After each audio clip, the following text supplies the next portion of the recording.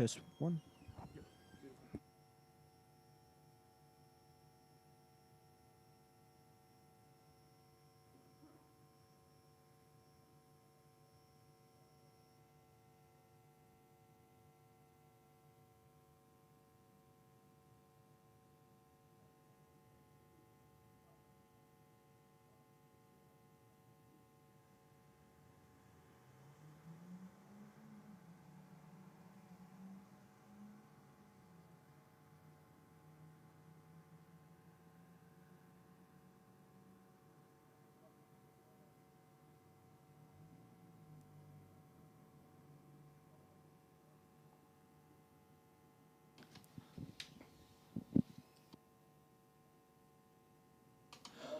Well, welcome everyone to an Aeroflow Race for real. It is an absolute cracker of a night. We're sitting up here in the box. You look at this track, it is just absolutely glowing. It's got that beautiful little shine to it. I have up here with me tonight, Pat. How you going, Pat? Hey, Mark. Thanks for having me. It's great to be here. Mate, sensational. It's great for you to be here. So, mate, look at that track. That is not a bad sight at all. Very inviting, isn't it? Yeah. I think, I was really excited to come up here and help out with the commentary tonight. It's sort of something that I've wanted to do. But now that I'm sitting here looking at that track and those staging lights on, I kind of wish I entered. Yeah, indeed. But also, we do have wandering around downstairs the pocket rocket himself. Hey, Stu. Hey, Mark. Hey, Pat. How are you tonight, guys? Very well, mate. Very well. Absolutely pumped, bud. Always pumped, mate. It's Wednesday night, church, here at the place where excitement lives. Sydney Dragway. What a lineup of cars we got out the back, fellas. Mate, absolutely sensational. We've got a heap of VKs out there. We've got some QEs. We've got a good array of Fords. Mate, we've got a roundup of everything. Mate, I like it when we've got everything out here. Not only does it make your jobs upstairs a little bit more interesting, it also makes it interesting for me because I'm the lucky one. I get to venture out and have a look at these cars up close. I get to interview the drivers. And just to all the drivers that are out the back, guys, we call it race for real. Well, number one, you're racing for real. But secondly, when I'm out and about, hey, you're getting treated VIP style, just like you would at a V8 supercar event or one of our big events. You're racing, we want to know about your car. Don't forget, guys, we are live streaming the event from start to finish. So no matter where you are from around the world, welcome to Sydney Dragway. And around the world it is. We have people coming in from Africa, America, Europe. We've got them from everywhere. So it's incredible the reach that we've got. Yes. Little old Sydney Dragway. It's big for us. It's big for Australia. But in the grand scheme of the world, I think it's impressive that people tune in. They see the quality of the facility. They can see the quality of the cars, the builds. I mean, you just take a look at that VK that's pulled up into the box. That's going to get pretty exciting, I reckon. That is one very, very slick car. 6.2 litre of Holden goodness up under the bonnet. Our Lord and Saviour, the LS motor. It is indeed. I did get a whisper that it's run the best of an 11.4. I reckon he'll be on to improve that tonight. Huh? Indeed.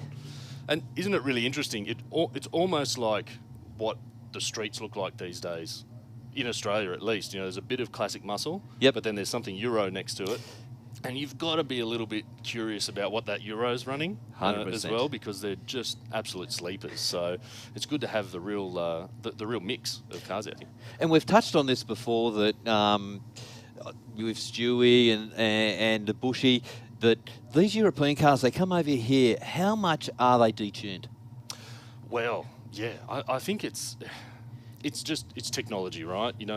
As we go on in life, our phones get smaller or more complex. Our cars get quicker. The engines are more efficient. So there's a lot hiding there because obviously everyone wants to look a little bit green and and save fuel and all that sort of thing and do their bit for the environment. Not so important here at the Dragway. So let's open it up. That wasn't a bad time from that VK. By the way. Yeah, exactly. 11.6, 120 miles an hour, and 12.3 at 114 miles an hour in the Aeroflow lane. So yeah, great time from that car. That's a fast street car, isn't it? That is a 12-second car. Very fast street car. And this is his partner in crime down here in the other one. This guy painted both of those cars. Oh right. Yep. So yeah, he's a very talented spray painter. This one's got a 5.7 litre in it. Okay. And I think he said the best he got out of it was really low 12s. Didn't have a real good tune in at the time. Yep. So he's got a better tune in it now, and so he's hoping for some big things. It sounds pretty good. I mean, judging by the burnout, 60 foot, a 1.9, 60 foot, sub 2 is always good. Yep.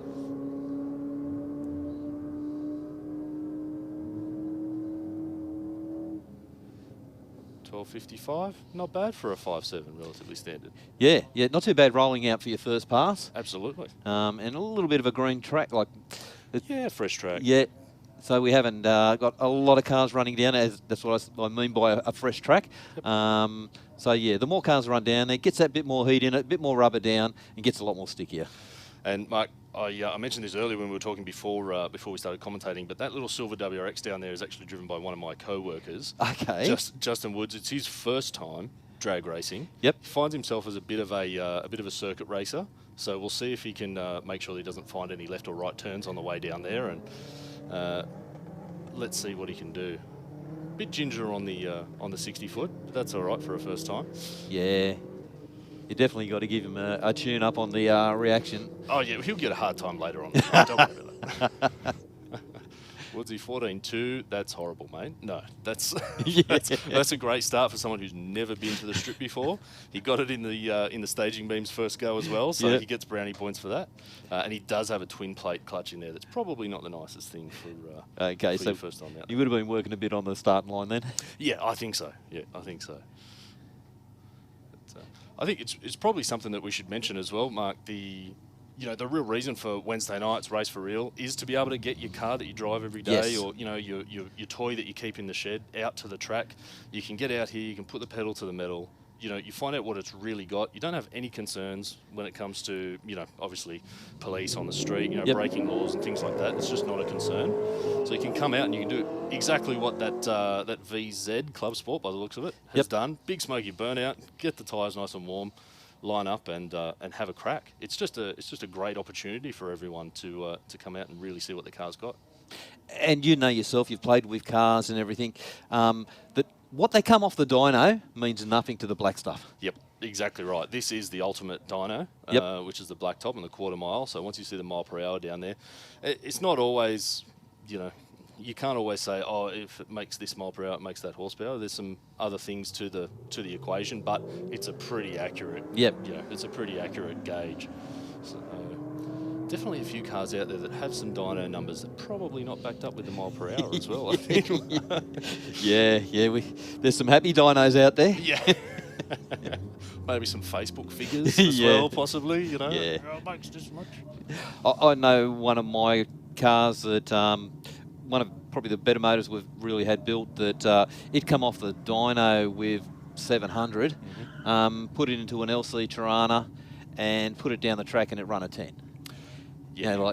But then from there, it was like a high 10. From there, we've just Pete Prenesti, which is a guy who's out there very renowned in Tiranas, gave us a hand, and we just put gauges on it and just kept playing with jets and stuff, and it ran down to 950s. So that is a quick Tirana. Yeah. It's really easy to get sidetracked by the numbers that we run these days as well. Like some of the guys out there running 7s in relative street cars, as I say in quotation marks. Yep. But that's still a lot of investment in running gear. That's still, a lot of expertise from the guys building the cars. But realistically, to drive that car on the street, you cannot use 15% of that performance. So to come here in a car that's running a 12 or an 11 or anything like that, if you were to drive that from street light to street light, that's a quick car. You put your mates in the car, they'd be impressed. Yep. 100%. Always said that, if you've got a 12-second street car, you've got a quick car. Yeah. It is really quick. Definitely, which goes to show, the advancements in technology, the fuels that are used, the experience from the tuners. So you can now have a 10-second street car that still drives to the shops on a Sunday or whatever it might be. And, we're dipping into the 9s. We're getting a bit crazy. I think much past the 9s, you're probably getting a little loose with the term street car, right? Just a tad, yeah. I'm waiting for the GDR owners to come into the chat.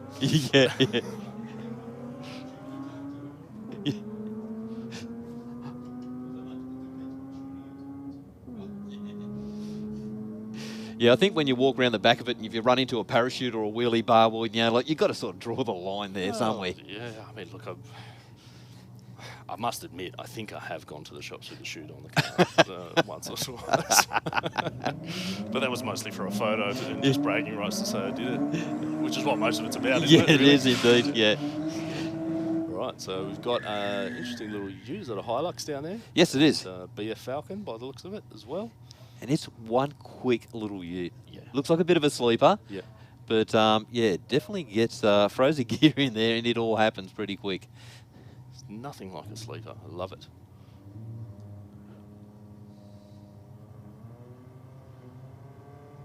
Staged up, stall up on the Falcon.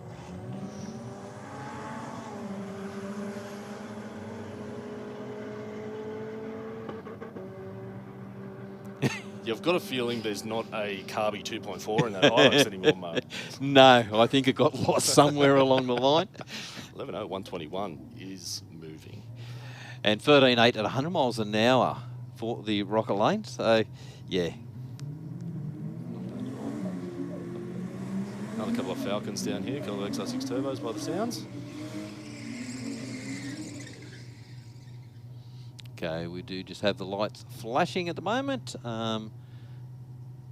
Whether it be the cars down the bottom of the track just clearing out.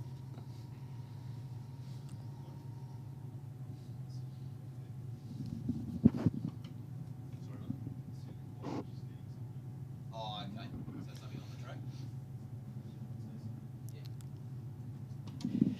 Yeah, Pat, looks like there's something down on the track down the bottom. The quad bike's down there, just doing a bit of a snatch and grab and cleaning it off the track. Well, Sydney Dragway crew are doing their best job to get down there, make sure everyone's safe and sound, so we can keep doing this all night. That's one of the priorities for sure. It is, 100%.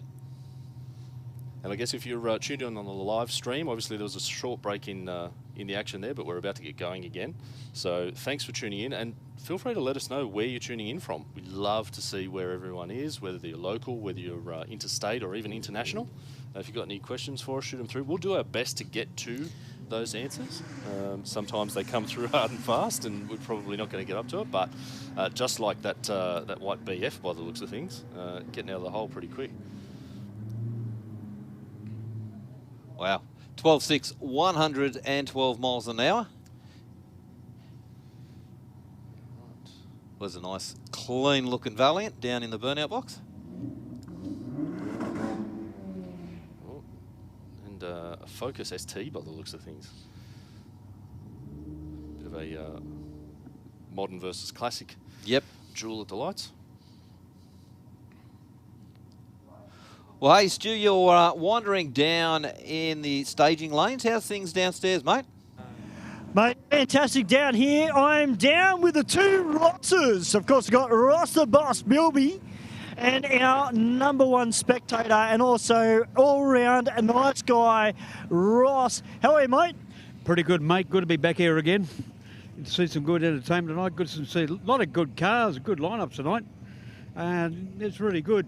And don't worry, I'm going to be back out here and have a go at myself shortly, so I've got the bug. Well, mate, we know last time you came out, you brought your wagon, you had a ball.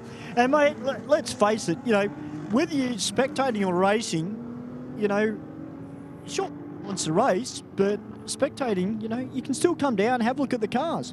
Well, as I said, I've been following this for a long, long time, and it's always been in my blood, and I'll probably take it to the grave with me, unfortunately, but not for a long time, I hope. But I've always followed the sport, and I've always admired the sport, and it's a good thing to get into. I noticed lately there's a bit of illegal drag racing going on the streets, but I've got on radio about this and explained that what people should be doing is bring their cars out here. Pay your $60. It's safe. It's under control with safety. You do it on the streets, you definitely should be not doing that, because that's why a lot of these young ones are now getting killed. So I encourage people to come out and pay it and have a good time with it. And not only that, you've done that on one of Australia's biggest radios too, 2UE. 2SM actually, 2SM. The great man himself, Mr. John Laws, yep. And I've been on other announcers and they all totally agree with it. You know, it's, I think it's what it is, they just take for granted that nothing's going to happen to them. But the trouble is they take other people with them as well, innocent bystanders. So I highly recommend that people come out here and have a good time with it. You know, like, I'm not a professional racer, I don't pretend to be, but I just have a bit of fun with it. And you've got to be prepared for breakages. That's part and parcel with the joy of the sport, you know. But I've always loved the sport and always will. Always enjoy it. Well, we love seeing you here, Ross. You've been a great spectator, and we look forward to many more years of you attending Sydney Dragway. Now, from one Ross to Ross the Box, the man with the sporty cordy. What's going on, Ross? Not much. Yeah, we won't see much tonight. I've got a few tyres to change tonight. I'm going to try and work out this vibration in this car. So, yeah, we're racing on the weekend. So, yeah, I've got to work it out real quick. Yeah, actually, we were watching you race a couple of weeks ago, and Steve and Mark and myself, we actually were kind of under the impression that you got on top of the vibration. You just run day and so that's when it broke the rear of the gearbox again, and yeah, I've refixed it again. We'll see how it goes tonight. So yeah, just the vibration is just killing the car. Mate, hopefully you can get on top of it, Ross, and we'll see you back into those low. Yeah, hopefully. We'll see how we run. There you are, boys. Ross the Boss, and number one spectator, Ross, who will be back very, very soon in his wagon. Thanks, Stewie. That was an awesome cross. I think Ross Bilby there did a better promo job than we have so far tonight. That was quite a wrap. We just noticed we just had a Mustang go down the track there, and the number plate was girlfriend. I'm trying to figure out, maybe Stewie, you can find out if the car is for the girlfriend or the car is the girlfriend. That's probably a pretty interesting story.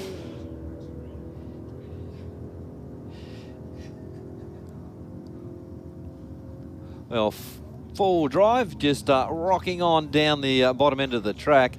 But in the meantime, car in the Aeroflow lane, 11.9, 112 miles an hour. Hey, fellas, I have a sneaky suspicion that that Mustang with the girlfriend number plates, I'm pretty sure I saw that at World Time Attack in their show and shine, and I'm pretty sure I did see it at Sadia's Cars and Coffee, but I'm going to go talk to the driver because it is them. We'll get an interview with them as well. Fantastic. They're great boyfriend and girlfriend, great people to have a chat to as well. And they did say they were going to bring the car back here to Aeroflow Race for real. So it was under a different number plate name though, but I will have to double check. Well, I think there's also a Mark 1, a modern Mark 1 Mustang down there in the lanes as well, Stu, which did all right. I think it might be fairly standard, but it went. I think it went a low 12, which is not bad out of the box. Yep.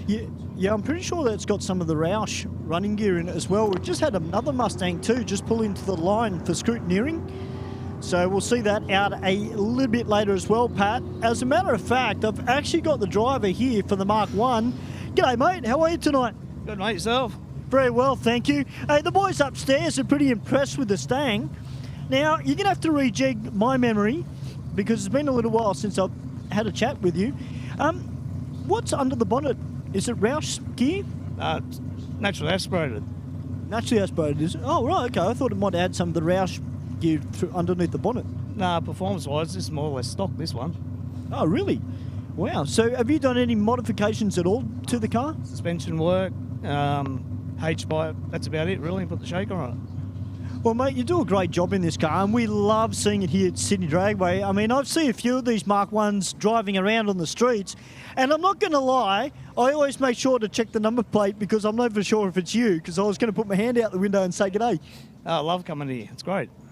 Well, we love having you here, and it's great to have the Mark 1 Mustang here. And, mate, you got a bit of a cult following tonight because we've got two other Mustangs here. Yeah, mate's here in the red one, and I just saw another one come in. Yeah, so should be a great night. Well, mate, that's fantastic to have here. It looks great with the shaker, boys. What do you reckon? It's got that bit of a GTA Joe vibe to it. Yeah, it's just a Ford. Oh, it's crossed the line already. I mean, you know. Be nice. I'm standing next to the driver and my microphone is still on. Oh, that's all right. Do we have a beep button on the mic? Mark's a Holden supporter. Oh, got to feel sorry for him. Well, you see, he's got to put it up with it from Paul Galvin, so he's probably used to it. Oh yeah, you get used to it after a while driving a shit box like that. Jeez. Right. I reckon the fella in the VK might have something to say about that, Mark. What do you reckon? They got out of the hole pretty quick. He did indeed, but geez, getting a little bit smoky down the bottom end there. Could be. Yeah, Hey. 13.74 is a little... Miles an hour way down, so I reckon he got out of that I one think pretty so. much. Yes, Stu? Hey, Pat, I'm down here in the staging range, and I've got Dave Muscat standing here with me in the Mighty Mini. How are you, mate? Good, mate. So Yeah, good, mate. Hey, listen, how's the clutch? good. Trying to save it, mate. I'm trying to work it out. Man, it's hard to get off the line, front wheel drive and manual. Wow, it's crazy. But anyway, getting there. So, how are you finding the consistency with the car? You getting more consistent, or you're struggling? No, that's what I'm struggling with. I'm trying to get more consistent because I don't want to go red. Keep going red. You know, you're on the trailer first thing Saturday morning. Fair enough.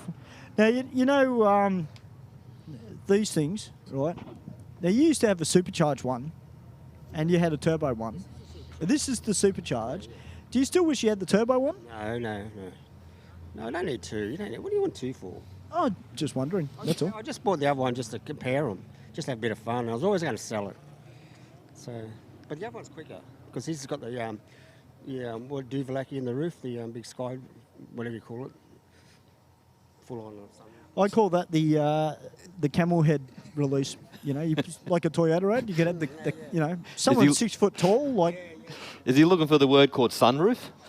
Yeah, sunroof, but it's called a what's it called? Like a skylight or some shit. Panoramic no. sunroof. I think. Panoramic, there we go. You're getting a Euro. Hey. I think it's panoramic. Come on, calm down, mate. It's a calm mini. down. Jeez. You know what it is? I reckon it's that BMW mentality, you know? Because last week I did mention about the Euro versus Jap night, Pat, and all the BMW drivers, I'll tell you what, I reckon their noses were raised about 2 inches because they reckon they could smash the Jap cars. Oof. And, you know, what BMW drivers are like. Panoramic sunroof. Here we go. Panoramic go. sunroof. Yeah, okay. Give There me we a go. break. There we go. You know what, Stu? I've got one thing to say to the BMW drivers. Yes. 2J.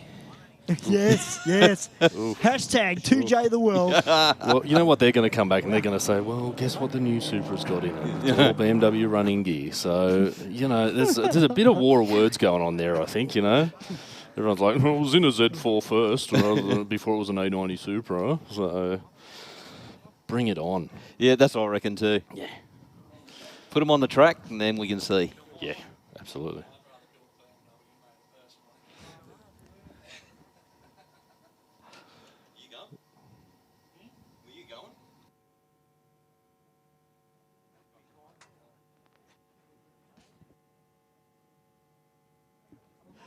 Well, guys, just down here in staging lanes as well, we've got a pretty good roll-up, actually, in the what I classify as the fast lane, but a lot of these guys race at our New South Wales State Championship Series. And we've got Mr. Kerr down here. What's going on, mate? I just come for a bit of fun. Yeah, well, it's been a little while since I've seen you race. How have you been? Yeah, not too bad. Yeah, I ran Day of the Drags a month or so ago, a couple of months ago. Yeah, it's been a while since I've been commentating for some of the competition cars, but mate, this thing's still going strong. Yeah, it's still going good, yeah. Haven't changed anything, just keeps going. Well, mate, you've got a consistent car, and you're definitely one to watch when it comes to competition. Okay, yeah. Yeah, it's a bit of fun. It's always run pretty well. Haven't had too much dramas with it. But we've got drag challenge in a couple of weeks, so I thought make sure it still goes. Oh, fantastic. Drag challenge is just getting bigger and bigger, and when you look at the quality of cars that are coming out for drag challenge, I mean, you've really got to be on your game. Yeah, it's good fun. Yeah, there's a few guys tonight. The Cougar behind, he's going, and the HQ and Jason. So there's a few guys going this year. But yeah, it's a big event. It's good fun. Well, it's fantastic to have you here for Aeroflow Race for real, and we look forward to seeing you on track. No worries. Thanks. Have a good night. I certainly will. Tell you what, boys, you know, we talk about it a fair bit here at Race for Real, and, you know, we love the different cars and calibre of cars that come out. But, you know, you love it when you see the big American Yank Tank style cars come out, and you got something like this black, like, the Mercury Comet. This kid could do it. This thing is sick. I love it. What's your name, buddy? Sam. Sam, welcome to Aeroflow Race for Real, mate. My name's Pocket Rocket. Mate, tell me a little bit about your car. Well, it's a fresh build. Tonight's the first night to give it a bit of a tune and play. Pretty nervous. It's got a 403 twin turbo. 403 twin turbo. That's awesome. Small block, not LS. Oh, now you're talking. It's nice to hear someone without an LS for a change. Yeah, something a bit different. And tell me, mate, this thing's got a pretty serious set of slicks on the rear end of it. What are you hoping to do tonight? Just get a feel for the car, or are you looking to go half track? I'll just see how I go. It's about me more than the car, I think. So I'll just have a bit of a play and have a bit of fun and see what I can do. That's it. Well, mate, we look forward to seeing you have this car out on track. It certainly looks the part. It is an absolute credit to you, my friend. It looks fantastic. Back up to you boys upstairs. Thanks there, Stu. At the moment, it looks like we may have had a little bit of fluid down on the track. We're just doing a little bit of a drag with the tractor. We'll tidy all that up. But I think Stu's right, Mark. The seeing a few of the American muscle cars in the lanes is always nice. It's pretty hard to find anyone that doesn't like a good-looking muscle car. Yep. Whether it may be your cup of tea or not, they still ride at home here at the Dragway, that's for sure. So love seeing it down there. That Comet's going to be interesting, twin turbo small block. Yes, indeed. And the owner was very careful to point out that it was a Chevy small block, not an LS, even though they're kind of the same. But you've got to be a diehard SBC for life, or LS the world. Either one. Let's forget about the Vortec in between because that was we'll just skip that. But definitely great to see. As I mentioned earlier, just like driving around on the street, there's a bit of everything down there. There's classic JDM, the old Joe Sorbello car, which is omnipresent at Sydney Dragway. It is. It's always here. We've got modern Mustangs, we've got Falcons, we've got Commodores, we've got Minis, we've got Mercedes, we've got some classic Corolla by the looks of things down there, I think has run already. Yep. A bit of four-wheel drive action. Looks like there's a bug further down in lane 2 there. And I think I might have just seen a little yellow Nissan Exa. Oh, really? Okay. Which if it's the one I'm thinking of, packs a little bit of a surprise under the bonnet. So a bit of K-Series turbo action from what I understand. So the Honda guys will appreciate that, even though it's in a Nissan. Yeah. And these Honda motors, they are just absolutely insane. Like, we've seen a couple of Hondas coming out here and run something like 140 miles an hour. Yeah. It's not just a Honda anymore. No. Especially the B series 4 cylinders. Yeah, that's got a little bit of I've got a little bit of a soft spot for late 90s and mid 90s Hondas. It's where I learned to drive, so that's always got a soft spot for me. But the later K series engine stuff is just ridiculous. What you can do with a bit of forced induction on those, and even naturally aspirated. In the US, they're running them 50-50 on nitro. Okay. So 50-50 nitro and methanol. Yep. The things sound insane. You know what the cackle sounds like with a bit of nitro and a funny car or something like that. It's just like that, only smaller. So, but you're running low 8s. I think they might even be touching the 7s. Someone's going to correct me on the live stream. But big mile per hour. Nothing like a bit of chemical supercharging and heaps of revs. They rev like a motorbike. To the moon. Yep. To the moon. Well, you know what, Pat, we might just take a little bit of a break. We'll go up to the big screen and pay a couple of bills. But in the meantime, you're here with Aeroflow Race for Real. Bang shift shifters from Aeroflow Performance are truly the modern shifter for the modern age. Featuring a full bespoke billet case, all shifters are designed for right-hand drive vehicles with an LED lit gear position indicator. Available in either ratchet or gated options, as well as OEM replacement shifters for popular Holden and Ford vehicles. A large range of bang shift spares are available for each shifter that includes shifter cables, brackets, lever and gate kits, trans brake buttons and drop boxes for the ideal mounting solution. Shift into gear and check out a full listing at aeroflowperformance.com. How would it be if we funded a pilot program for you to run that enabled you to bring some vision impaired kids onto the Saints Play program? Oh wow, that would mean the world. my reward is the smile on the kids' faces. And since you've given so much to others, we'd also like to do something for you personally. But how would it feel if Pepper sent you, your partner, and your daughter Molly to the Gold Coast for a few days? Awesome. I don't know what to say. It amazes me. Thank you very much. Stay informed, up to date and entertained thanks to the Western Weekender. The Western Weekender is Penrith's leading free and local newspaper, delivering the best content from on-the-ground journalists and providing businesses with direct access to potential customers. News, sport, entertainment, puzzles and so much more. The Western Weekender is the heartbeat of Penrith and it's out every Thursday. Get your free copy at selected locations in the area, home delivered, or check out westernweekender.com.au. Well, Pat, we're back here. Certainly are, Aeroflow mate. Race for Real. I'm glad of it as well. We've got a nice VF Commodore down there. It looks like it's got a bit of spice to it. And Mark, what are you putting your money on with that other car? Is that a Galaxy? I think you're right. I tell you what, it sounds really good in the burnout. Yeah, you can't beat old school muscle V8s. But I think the VF might have this one. Well, probably. All staged up. Let's find out.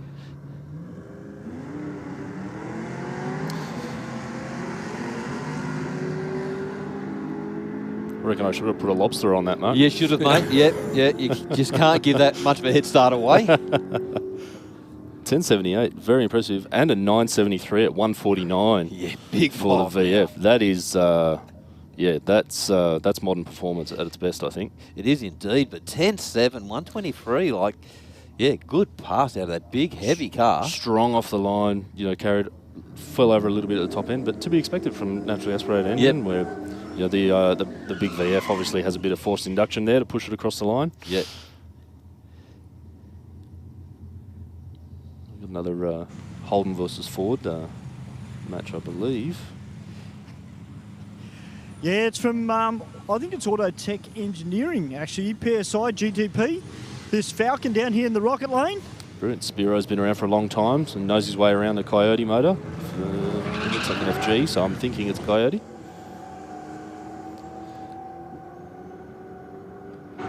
We can definitely hear him in the track mics.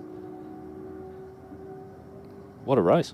We just got pegged on the line. Yeah. I think it was a whole shot win for the Falcon there, right? Yeah.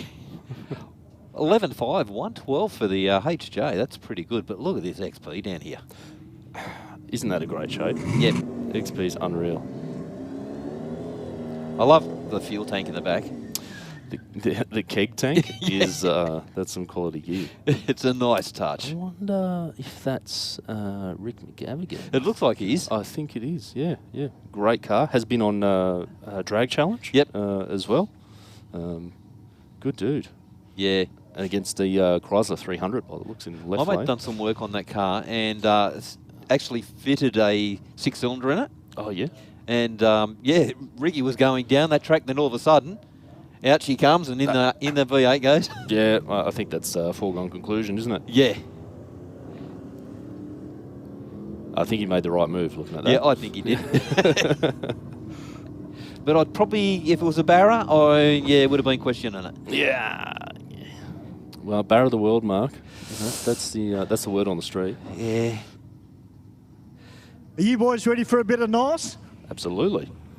We got the Area 57 Custom Performance Caprice down here.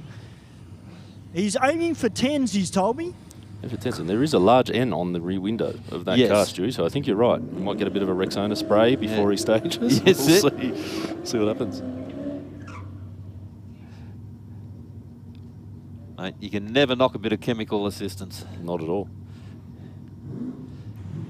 And beside him, boys, we've got that beautiful looking ute with a bit of help from Shift Right. Okay, so we know that the transmission's in order for the Maloo. Actually, both these cars tuned by Area 57, Custom Performance.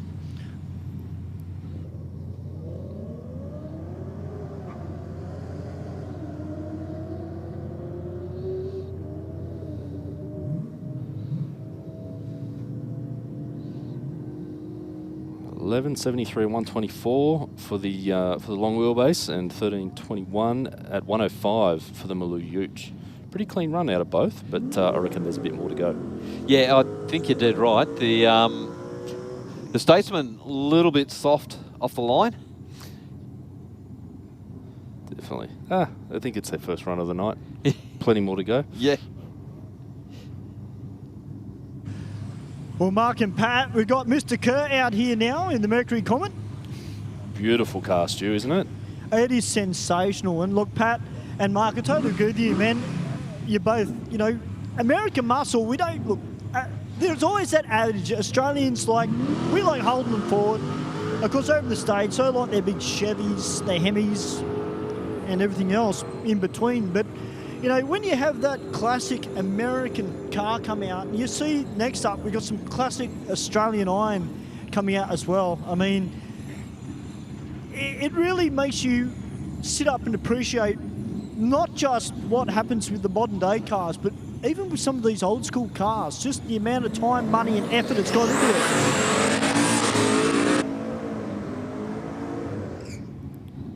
You're dead right, Stu. And with that Comet running 10.97, there's no arguments there. That is a cracker bit of gear. Yeah. I'm just having a look at the back of this Ute here, Mark, and I can tell you those slicks are just as big as what Joe's got on his car. They are huge. Yeah, it's definitely some big rubber hanging under the back of that. I was walking in the scrutineering shed when it was just going through, and top looking car, but yeah, it's definitely got plenty of gear in there. Well, this is the twin turbo small block. This is the first time the car has been out on the drag strip. It's cool. Keep an eye on the mile per hour in the top end just to see how keen the driver is to stay into it. It's got those twin hair dryers there. Joe out to a cracker with a 133.60. 8.87 at 147 for Mr. Consistency. Well, 11.7, 111 miles an hour, so I dare say he's probably just playing with that one a little bit, just getting the feel. I think he's probably getting used to maybe grabbing top gear and the car moving around a little bit half track there. So Now Ross is down here, boys, but not using slicks.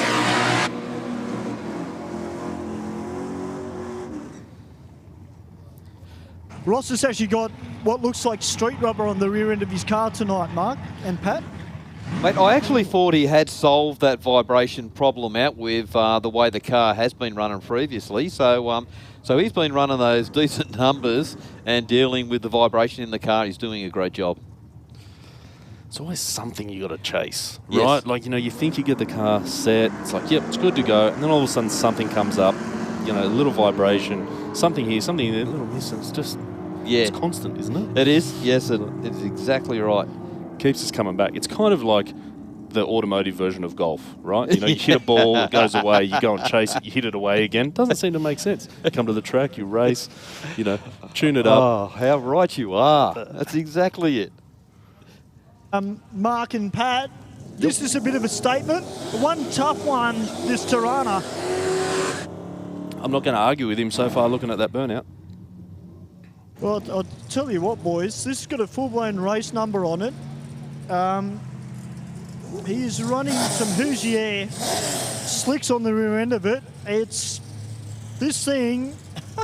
I'll be honest, I've never seen this car before. So if you're watching on YouTube or our official Sydney Dragway Facebook page, I'll tell you what, guys, keep your eyes on track because we've got two tough cars.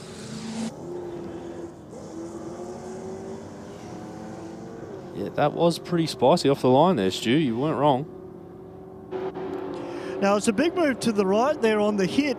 Still goes 10.14, 136, but there was a big move to the right. Yeah, well, he didn't, 1.560 foot, so it's hooking up fairly well. For sure, more in that car for later in the night, which would be great to see. Yeah. It's amazing how these cars at the end of the night just go so well. You're not suggesting that maybe they're not reaching their peak performance at the start of the night, mate? I think it's all about testing. Yeah, that's right. You've got to dial it in. Yeah, then your last pass, you just let it loose. Yeah, why not? Why not?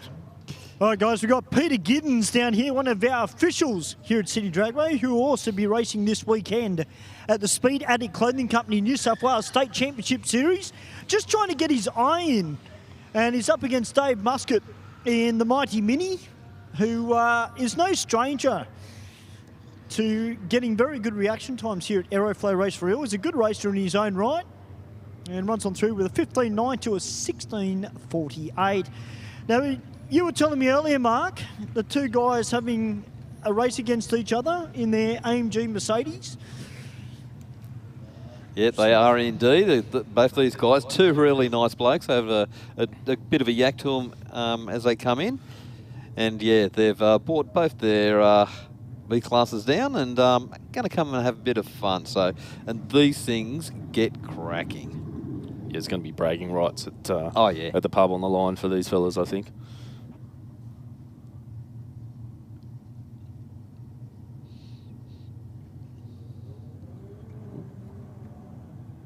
Pretty even reaction time, even 60 foot. Yes, not a lot between each other. Not at all.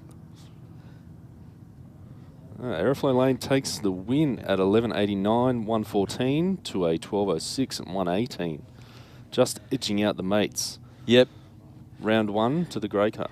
So be definitely putting that one up and more to come.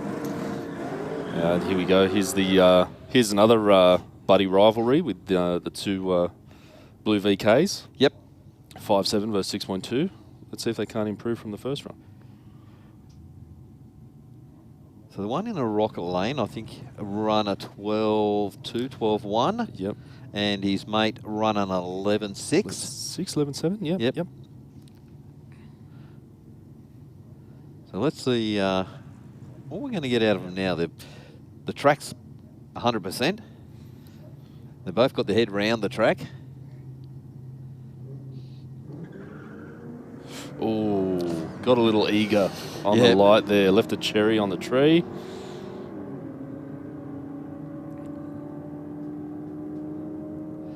But the Cubes carry that one through. 11.2, 122 miles an hour.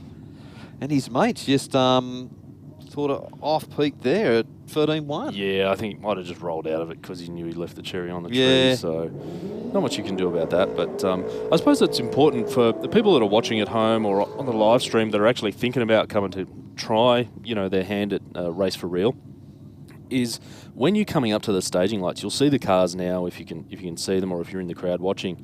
As they creep forward, when the officials tell them they're ready to go, you'll see that there's one bulb, one set of bulbs lit at the top of the tree. That's the pre-stage light. And then you're going to roll forward into the fully staged with the second light on. Now, there's no time limit on a Wednesday night. No. You can take your time to get in there, so you don't have to charge in. You might see the odd car go through. Those lights will flick, and they'll have to stop and come back up. The officials are there to help you out, to guide you in. If you're not exactly sure where you are, you can take your time to creep in, just as the HSV is done now. The amber's drop and the green light comes on, and that's your signal to go. But you don't have to leave right when it comes on. No. It's just any time after that. We're not in a heads-up race like we would in competition, or we're not bracket racing tonight. So you can just get out there, take your time, line up. When you're comfortable to go, off you go. We're probably going to give you a hurry up if you hang around there for a couple of minutes and you do some makeup or something like that while you're in stage. But I think a lot of people get a little bit nervous, I think, especially when it's their first time. Yep. So it's important for them to for everyone to know that you can just get out there, take your time. No one's going to rush you. Get yourself set and off you go. Same as you've come through the tunnel, you don't have to do a burnout. No, You can go round the water. Yep. Come on in, and when you're instructed, then come up to stage, and just take your time. And you'll see different guys or different people do things differently. Some people actually go in deep stage, and they'll knock that first light out. Yep.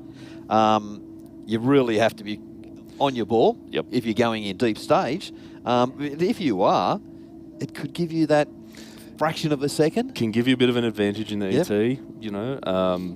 Some guys shallow stage as well if they're chasing mile per hour. Yep. So they'll just bring that second bulb on. there's a few different ways of doing it. You might have noticed there that the Silver Commodore has got a little bit eager. He's gone through the beams. When you do that, you've obviously got to back it up. Yep. Some people might miss them if you're going too fast into the beams. They might miss the flick of the lights and stage on the rear wheels. Yes. Which you sort of, if you have a look around, you'll notice that you're sort of hanging out there by yourself. But the friendly officials down there on the line from Sydney Dragway are there to say, hey man, come on back a little bit. Just line it up. We'll get you in the right spot. Fire you off down the track. Everyone's all good, and you'll learn for the next time. And don't wait for the green light. No. Don't wait for it. Yeah. Anticipate it. Yep. So count your lights as they come down. Start by as that second amber lights and starts crossing off. Try launch there. Because by the time you react, your car reacts, you're getting pretty close to it. You might red light. Hey, it's okay. It's a Wednesday night. No big deal. It's learning, but you might absolutely crack a great reaction time as well. It's all about learning of what your car can do and how it does it and how you yourself react. That's exactly right. And reaction time wasn't bad there from Woodsy, the workmate. He's out there. He's given it a bit more beans off the line, which is good to see. So. It's getting better. It's getting better. It's getting better for sure. 105 mile per hour. I reckon there's a bit more in it, but I think he's a bit ginger on the clutch, which is is all right. Hey fellas, I'm down in the tunnel here, and look, this is a little bit before my time, and for those people that are watching around the world, just letting you know I am over 40, but this is long before my time. A Datsun Sunny, I've never ever in my life seen one. I've seen Datsuns, but never a Datsun Sunny. Really? And it's about to come out. Datsun Sunnies, I'm surprised by that. Stu, you're a fan of the JDM cars and whatnot. I would have thought you would have seen one of those before. Yeah, no, but honestly, I've never seen one. Is it a coupe or is it a four-door? We can't see it yet. The little Volkswagen down here, had a look at this car as he went through the tunnel, boys. Yeah, that's real kind of race spec. I was actually quite impressed with it, and it's quick. You're not wrong. Yeah, that is not bad at all. I'm going to have a word to Woodsy that just ran a 1390 turbo, all-wheel drive, modern WRX that he just got smoked by a Volkswagen Beetle. Yeah, and how tough did it sound? Yeah, that is a serious air-cooled engine there. Well, there you go. Very good. We've got the AU Falcon versus this hot little Hilux. Is this, I think I may have seen this car before. I think it's got a 3RZ engine in it. Late model Toyota. Yes. Yeah, I think you're right. I think if it's the one I'm thinking of, they've become very popular in recent times, the 3RZ engine. It's kind of like the 4-cylinder version of a 2J, right? Yeah.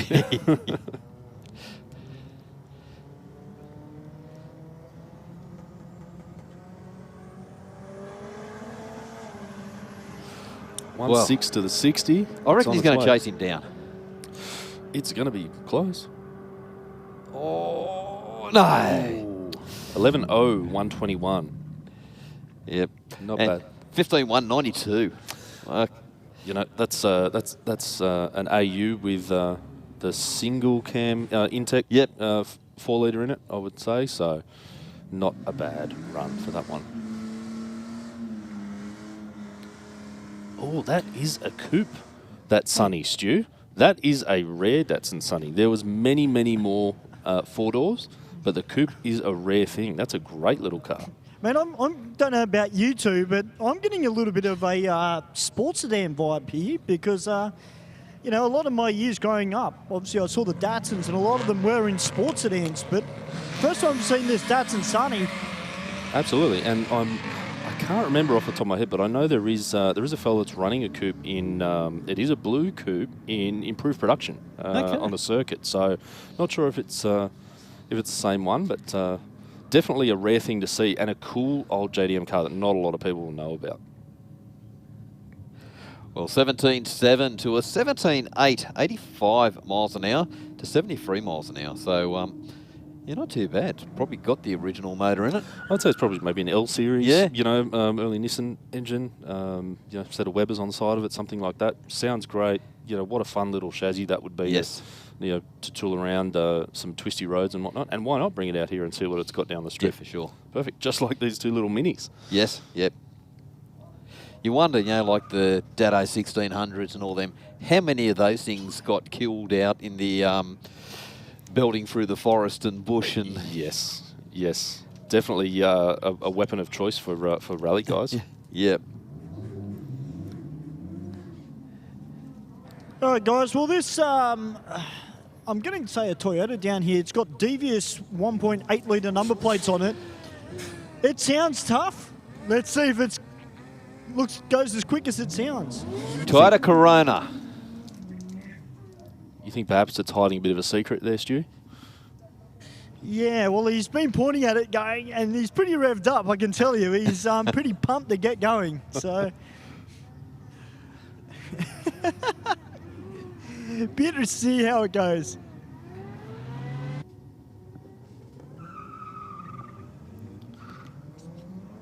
Well, I'm interested to see this Mini, by the way. Who saw that coming? Yes. 1.860 foot. It's out of the hole. 78 mile per hour. The 8th. 13.6 at 102. That, I think, Stu, you're going to have a look at what's under the bonnet of that Mini. Yeah, well, I think that if it's a Mini that I think it is, it's got the Honda motor in it because it's got the VTEC number plates. That'll do it. Okay, yeah, that definitely works. Yeah. Now, I'm going to put it out there. If there are any Subaru WRX fans that are here Aeroflow Race for Real tonight, or even if you're watching via YouTube or if you're watching on Facebook, this is the best model of WRX that was ever built. Just putting it out there. It's hard to go past a clean GC8, mate, for sure, especially an STI. Is that an STI in the rocket lane there? It's definitely got an STI wing on it, that's for sure. And only appreciating in value as well. Yes. Nice clean GC8s, so... 13.0 at 104 miles an hour for the Aeroflow lane. Versus a 12.9 at 118, so definitely a few mods on that car in the right lane.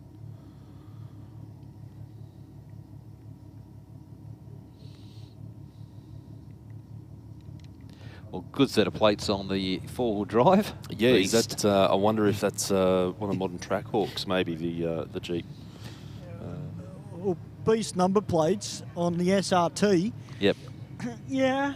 We But can you know definitely what? hear the Hemi rumble. Yes. Just saying the Corolla might trim. Yeah, well, I was going to give it a go. I don't know, we've seen some very quick Jeeps out there, Stu. Yeah, I'd say that's one of them. Yeah. The Corolla's still bouncing. Well, he gave it his all. And he's having fun, I bet. Yes. 12.0 at 113. Not bad for a big, heavy car. And he's on the brakes early. Yes. Yes. Yes, I think he might be saving something for a bit later in the night. Yeah. 18.7, 79 miles an hour for the Corolla. And his, as we were speaking about the GC8 WRX earlier, here's the arch nemesis, which is, I'm going to get this wrong, but I'm going to say it's an Evo 6. I'm going to say could be a 5. Yeah, you've got plenty to choose from. Yeah, yeah, definitely. Oh, I would say. Well, not only is it an Evo, fellas, it's also got slicks on all four corners. Well, you know things are serious. Or we're going to be cleaning up a transfer case. Either one. It looks like we've got the Hilux out there again, which I think ran faster than it should have last time. So that's pretty good. That Evo is on its way. Done a bit of a pedal off the line. There's a 1041 at 137. That is a quick street car. It is indeed. And a respectable 14.6 at 92 for the Hilux. Just his reaction time. 0.022.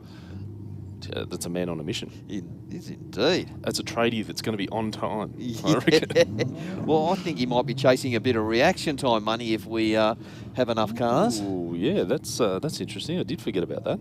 So we do need a limited number, or we need a number from 100 onwards So once we get over that 100, the money is on the table. It's on the table.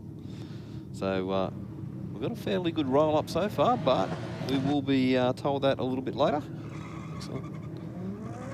That's another quick GC8. And here is this Nissan Exa with the K Series turbo in it. It looks like a bit of a handful with a bit of torque steered down the track there. If you can keep it in the lane, just wow! Look at the miles an hour. 128. almost choked on that. Wow. Well, Mark and Pat, we got Ben coming out now, who's usually upstairs in the studio. Tonight he's actually racing. So for those people that are watching from England or over in America, this is Benji, who's normally upstairs. We got the Bushman on the wheels of steel tonight, but he's taking on this Oz Performance Evo. This thing looks serious. Got a big plasma man in the corner.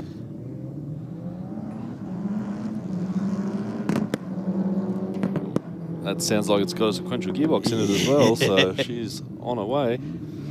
It's, I think, did I see ERS on the back windscreen there, Stewie? Absolutely. Yep, Evo Racing Spares, Jimmy Evo's pretty popular. Definitely turning out some impressive cars down there, and looks like we've got a beautiful FD RX-7 down in the burnout box. Yep. Yeah, there's a reason why I'm out here, because I'm a Mazda fan, as Mark well knows. And look, Pat, I love these cars. I'm not one of many that was very fortunate to be at Bathurst the year that they won at the 12-hour, back at the James Hardy 12-hour. And O2 Brap, a car well known around Sydney. Absolutely. Stu, I think I'm with you on that, mate. It's a beautiful classic shape, the FD. You really can't go wrong. It's almost timeless. The only thing I have a problem with it is that I don't fit in them. Yeah. I reckon we could shoehorn you in it, mate. Yeah, I tried when I was 19. Couldn't use the clutch, so it was sort of over for me. 6'3" and 100+ kilos. Not for an FD. Well, you could, but you just couldn't have a seat in it. Yeah, well, yeah, that's true. It did have a seat in it. Maybe we can try with the floor, or maybe a Kirky. Yeah. Hey, duck over to Rocket and get a Kirky. Yes, Stewie. Guys, just hold the phone for a second. Mark, you remember last week I was talking about World Time Attack and that Evo King? Yes. That I said it had all gold plating underneath the bonnet? Yep. In the Flying 500? Well, it is here tonight. Here at Aeroflow Race for Real. Great to see one of the most anticipated Evos to hit the track. I think it may have been at another event recently, but Mixed Motorsport have done the tuning for this. Put together by ERS, Evo Racing Spares, I believe. Very impressive build. Spared no expense, of course. So wow, look at that. We'll be very interested to see what's happening. Look at that wide body. That's definitely going to be that's interesting. An impressive car, isn't it? You can just see the amount of work that's gone into it. Yep. Some set of radials all round by the looks of things. Yeah, well, I happened to see this car last week in the Flying 500 and was lucky enough to have a look at this car up close with the bonnet. There is a huge amount of work that has gone underneath the bonnet. I know that Queen Street had a little bit to do with it as well, with the presentation of the car. Queen Street Customs. Of course, Blackout Garage, Platinum Racing Products, who are one of our sponsors here at Sydney Dragway. Interested to see what he can do, because obviously, as I said, I've seen it at the Flying 500 on a non-prep track. This track is only street prepped, but as you said, guys, it's got the radials on all four corners. This thing means business. Definitely going to be a bit of a test and tune night, but yeah, can't wait to see how it progresses.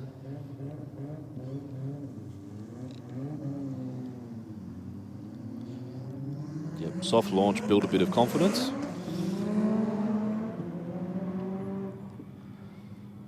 Wow. Judging by that, I think the driver's going to need some confidence to hold on to the reins on that little Evo. So, yeah, keen to see what comes from that later in the night. You could just see that thing. The moment it hit boost, it was just under its own control virtually. Yeah, lucky it's got drive to all four wheels, I think, with the amount of power. But, you know, like Mixed turning out all these cars, Mixed Motorsport, I should say, they're turning out all these cars with, you know, these amazing power figures that you just wouldn't have imagined, you know, 10, 15 years ago. Turbo technology, fuel technology, you know, the parts, obviously his experience as well. there's a reason why they're some of the fastest cars in Yes. the country, if not the globe, with that platform, that 4G63 engine, which is still going as strong as ever. Yeah, yeah. Well, Stu, that looked very impressive from up here. Well, I had a look at this car when I was down in the staging lanes, boys. This Toyota, and it's got a big set of drag radials on the rear end of it. Obviously built for business, not for presentation. It is all business. I'm interested to see how he goes with it. But the car that has caught my eye tonight, and there's a reason for it, I'm going to go back because there's a gentleman from the northern beaches of Sydney. His name is Brad Tilley. And if you've been around the motorsport scene a long time, because the Tilley's well known for Appendix J and Group N production racing, and this Valiant that's coming out, it just brings back so many great memories, guys, from Amaru Park back in the day. Well, Stewie, is that thing absolutely mint condition? Absolutely, guys. I mean, it is, yeah. Mate, looking from up here, it is just absolutely gleaming. I'll tell you what, you know, we talk about it all the time, Pat and Mark. We're very fortunate here that not only have we got some fantastic cars that come out here to Aeroflow Race for real, but it just shows you the demographic of the car scene, and just on an event like this, it really shows you the evolution of the car scene too. I mean, last week we had a whole heap of Euro cars out here. This week, well, it seems like we've got a little bit more of a Jap theme going on tonight, which is great, but it just shows you how far we've come over the decades from here. You know, we started from stuff like these steel bumper cars, the mighty Vows. I mean, the Vows were massive back in the day. Now we've progressed up to the modern day Mustangs. You know, we've got Ford Focuses, Volkswagen GTIs, you know, the Polos and the Golfs. You know, we're just so fortunate here in Sydney that we've got such a diverse amount of fast and well-presented street cars. I mean, I know there are others around the world, and there are obviously a lot around Australia, but here in Sydney, mate, you've only got to come to an Aeroflow Race for real, and you get to see it all. You're spot on, Stu, and I think that should give everyone watching or in the crowd a lot of confidence as well. If you think, oh no, you know, drag racing's just for guys with V8s and, you know, rear-wheel drive and all that sort of thing, absolutely not. You know, it doesn't matter what the car is. You can point it down this strip and you can run a time, you can have some fun, see what it's really about. And you shouldn't be worried about what the car is. No one's going to judge you here. No. Well, no one that matters is going to judge you here. Put it that way. Come out, have some fun, enjoy your car. If you like it, then we like it. That's what we want to see. 100%. Yep. And let's face it too, like, if you're coming out, most of the time you're not racing the guy next to you. You're racing yourself. You're out there to see how you can improve on your personal best each pass. So if you just turn off, concentrate down that track, and that's what you're going to concentrate on. When you get down the bottom end, so if you pulled out a 10th or something like that out of your time, great. You know? Yeah, you're racing yourself. And yes. And like Bushy just pointed out as well, sometimes the individual cars, you know, if you do have a little bit of a, oh, my car's sort of a bit odd, it gets a bit more attention. You know, we like seeing different things as well. You know, I mean, and not to say anything bad about anyone, but it's not the first time we've seen a Commodore or a Falcon. Yep. But, you know, if a Jensen Interceptor would turn up. Yeah. I don't know if everyone knows what that is, but that's my point. You know, if something like that would turn up, we'd be pretty excited to see what that runs. Just because it's a cool car, it's something different, and we want to see everyone take advantage of this great facility that we've got here. Yeah. Just a heads up, boys. Yes, so Sammy Jo, Mark, who normally comes out in her red Commodore and shares the driving with her husband. Yes. Well, her husband's actually come out tonight in the black VZ Commodore, and they're actually racing each other. Sensational. Ooh, is that going to be good or bad? Well, it depends on who wins. Yeah. Is there a sleeping bag in the back of the husband's Commodore? How big's the doghouse? I'll tell you what, they do very well swapping turns in racing, and you see the two different driving abilities of the two drivers. You know, sometimes, you know, like your big burnout, you go, I know who's driving that. That's right. A big launch, you go, okay. Yeah, so it's very interesting watching the same car and two different drivers, how how it does work. Absolutely. And, I think it may not be a saying, but those that race together stay together. Yeah. I think, mate. Yep. I think we should coin that, maybe. Put it on the front gate or something like that. Yeah. I think so. Improving marriages Yes. since 2000. Now, Pat, Yes, you mate. might have to hold Mark down with both hands because knowing Mark, he'll probably want to jump out of the chair right now. I'm about to have a chat with one of the guys that's involved with this black Tirana. As a matter of fact, it's the driver. G'day, mate. What's your name? My name's Lewis, mate. How you going? Very well, Lewis. My name's Stuart, mate. I'm one of the commentators here. First of all, mate, this Tirana is sensational. I've just watched it off the start line. Mark Thomas, one of our commentators upstairs, Mark used to race the Tirana back in the day. So I've told Pat, our co-commentator, to make sure that he's holding him down. He might have to get out the ratchet strap. But I'm mate, actually tell me a here little bit by about myself your car. now, Stu. Mate, He's run she's, out to just the car. a old school sort of build, 422 Cuba, single carby, run on 85. The best is a 990. We did some dynoing today, took some weight out of it, and we got drag challenge coming up in 3-4 weeks. So we thought better pull our finger out and get on with it. So how long have you actually owned this car for? Because it to me, it looks like a fresh build. Yeah, mate. The car would be around probably 18 months, 2 years old. Hasn't done much. Probably got about 30 passes on it.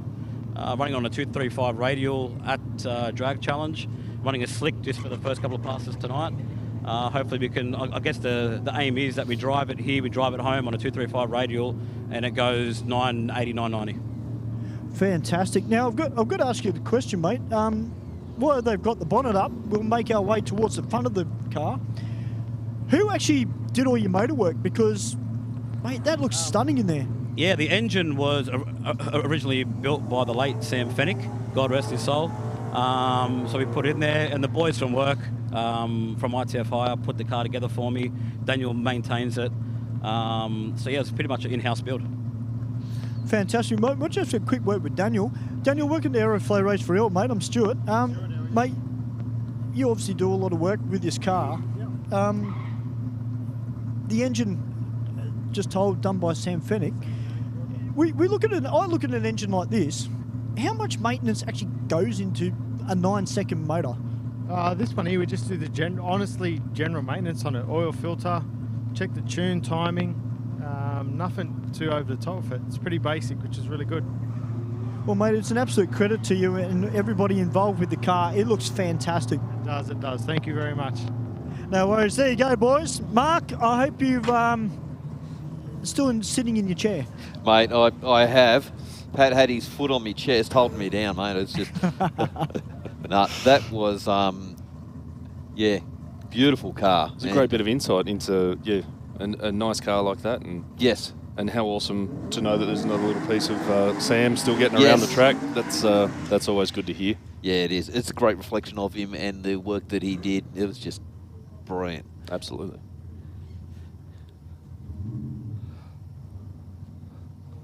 Well, again, we've got a bit of Aussie up against the American.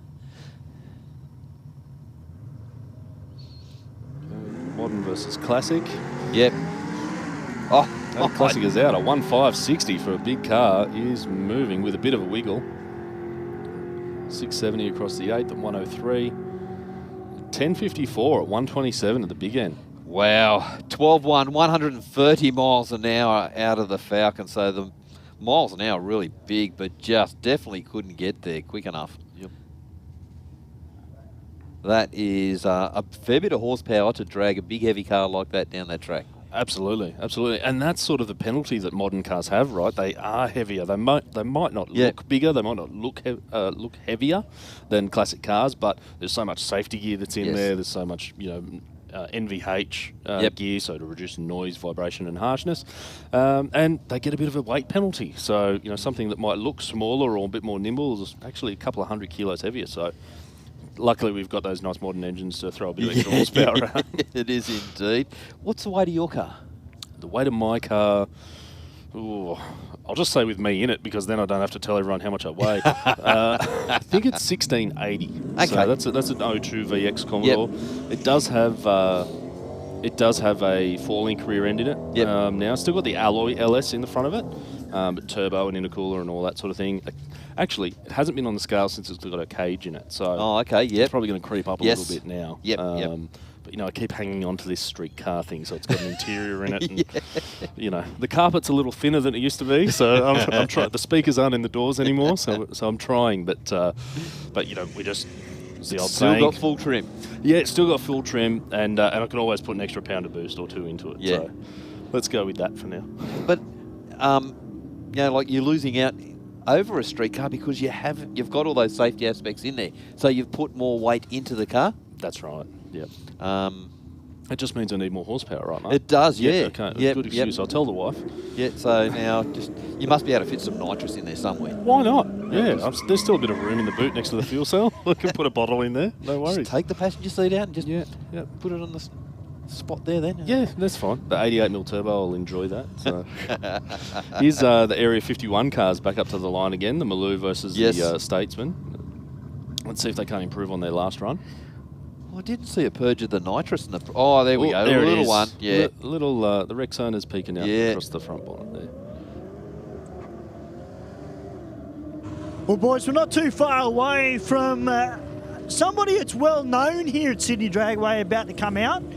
But tonight he's actually racing his Camaro. It is Troy from Gas-Fired Pizza. It's got a Whipple Supercharged LS. Or 6 litre underneath the bonnet. Of course, it used to be tuned by a gentleman called the Gingerbread Man. Now he's called Master Tuner. Yep. And it is great to see Troy coming out for a bit of a play tonight. I think we can hear that supercharger. Yeah, I think we can. I think we can hear a little bit of a whine happening down there. Well, that's definitely coming out of Troy's Camaro. Well, his Camaro's an impressive bit of gear, but so too is his pizza truck. Oh, I know. Have you seen that thing? Yes. Yes, indeed. For those that don't know, just look up gassed pizza. Yeah, gas-fired pizza. Gas-fired pizza. Yeah. On Facebook, he's got a killer lowrider truck that's just recently been debuted. I think it was a couple of events ago he brought it out too. It's slammed on the ground when they're cooking pizzas, and not a bad pizza comes out the back. Pizza in a hurry. Yeah, that's exactly right. And they're good. Absolutely.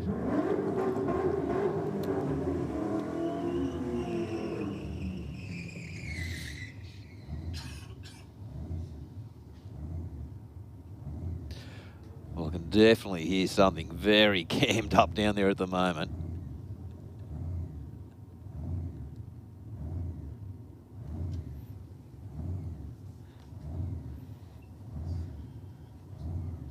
In the full stage for the HSV there. It's definitely packing a bit of power as well. Yes. The manual transmission. Find them and grind them. Yeah, maybe a bit of a miss in the third, which would be the driver will be beating themselves up on that. But 12:39, 1:14 with a miss is still quite impressive. And 16.2, 87 miles an hour.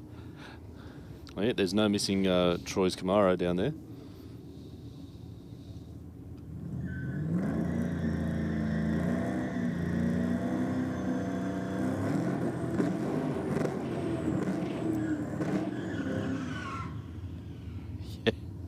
Going very easy on it in the burnout. Yeah.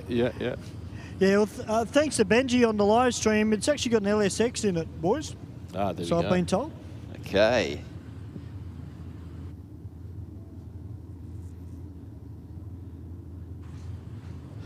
So we have seen Benji on the live stream there at the moment, putting through a few messages.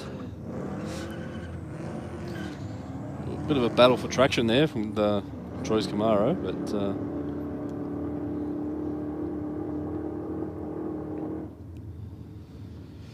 having a little bit of a hiccup through the top end of the track. Yep. Goes through 13.3, 106 miles an hour to a 17.0 at 81 miles an hour. There's a bit of an aborted run there, I think, in the Aeroflow lane by the looks of things. Yeah, I think there was a you're stout burnout from that Commodore Ute, but wasn't to be in the run.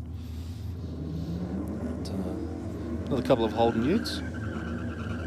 One slightly older than the other. It's got the early QE down there.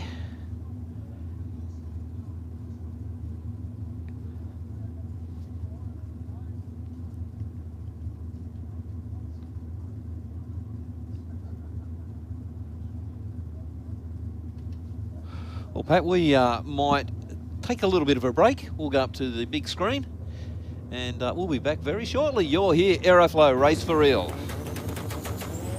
Boosted turbochargers from Aeroflow Performance are designed for the automotive enthusiast who wants optimal performance at a competitive price.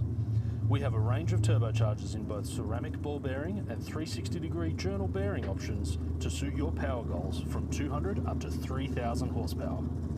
To help turbocharge your vehicle, Aeroflow Performance also have a large range of turbocharger accessories. From steam pipe turbo manifolds, external wastegates, intake and exhaust solutions, you can have your car boosted in no time. For a full listing, check out aeroflowperformance.com. Speed Addict Clothing Co. Fast clothes for fast people. Shop now. Not slow. Not difficult. Not just ticking boxes. Not a bank. Talk to Australia's real-life non-bank for home loans, car loans, personal loans. Pepper Money, the home of loan options. Aeroflow Performance provides a wide range of high-quality performance products for racers, street machines and hot rodders.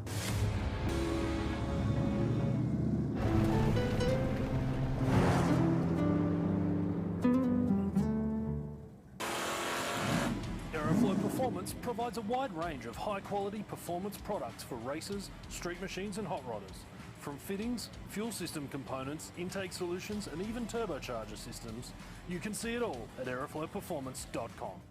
Bikereview.com.au is Australia's leading website for performance and modified motorcycles. Bikereview.com.au is the only motorcycle-focused website to feature motorcycle drag racing on a regular basis. And in the words of editor Jeff Ware, our involvement with Sydney Dragway is our way of putting back into one of our favourite sports. Bikereview.com.au. Stay informed, up to date and entertained thanks to Para News.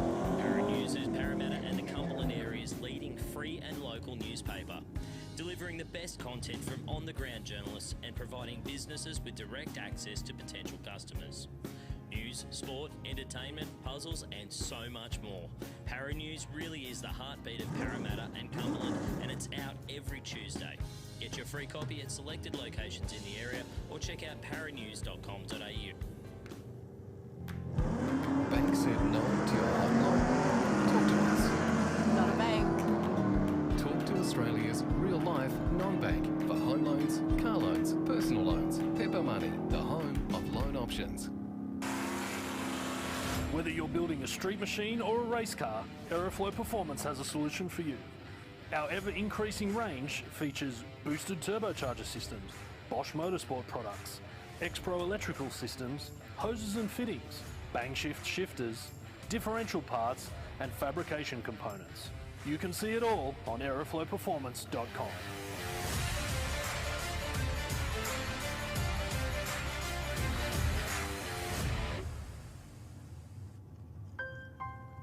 We've always had a few cars. They're all special. The T-Bird. Oh, that's mine. The Combi for when we want to get away. The XR8. It's going to be a classic. They're all insured with Shannon's, We've also got Shannon's Home and Contents cover, which helps protect our automotive collectibles, tools and memorabilia in the home and garage. If you're motoring enthusiasts like us, it's got to be Shannon's. Shannon's, insurance for motoring enthusiasts. Call 13 46 46 for a quote. I've chosen to use VP Racing fuel since I was a teenager racing motocross, which was 21 years ago now. I just have a really personal trust with VP Racing fuels. Running on the ragged edge of blowing up and not, a lot of it has to do with the race fuel, and that's what we rely on, VP Racing fuels. VP has been making racing fuel for 43 years. They're the official fuel of multiple top series globally. No matter where we are in the world, no matter what fuel we need, it's always consistent, it's always perfect and exactly what we're expecting and our tuners expecting. They support myself, my Drift Alliance bros, and for that, I'm extremely thankful. Keep making amazing fuels, and we'll keep out there having fun.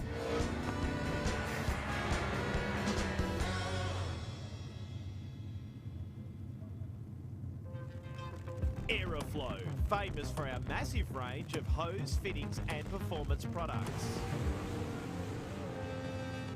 air filters, oil filters, fittings, engine and transmission parts, fuel systems, tanks, silicone hose, exhaust, air conditioning, turbo and nitrous accessories, and more. Get your free catalogue and shop online now at aeroflowperformance.com.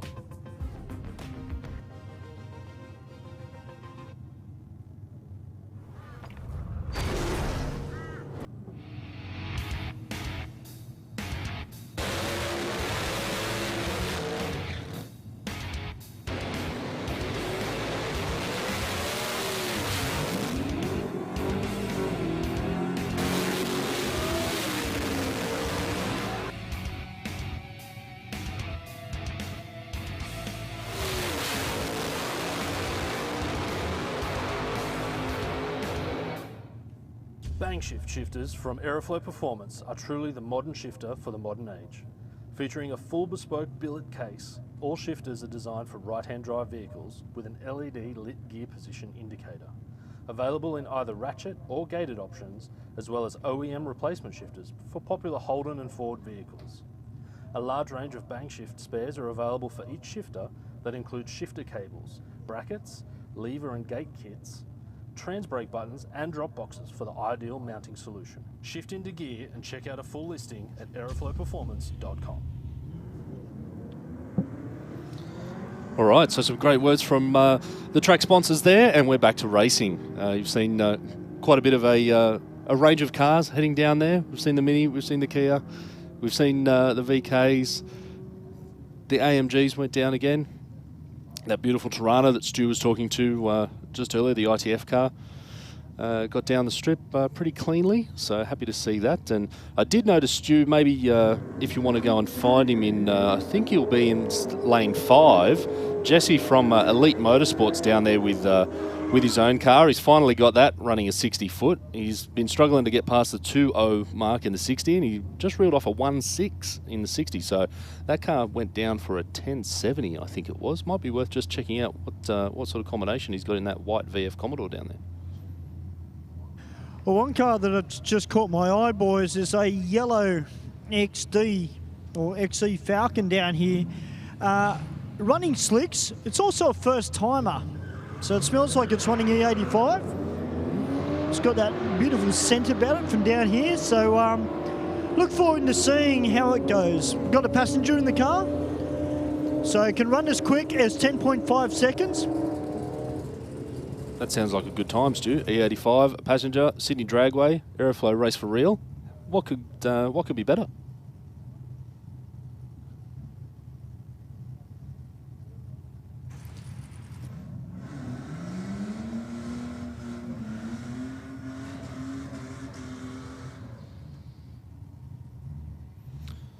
All right, so the Falcon Ute up against the WRX hatch.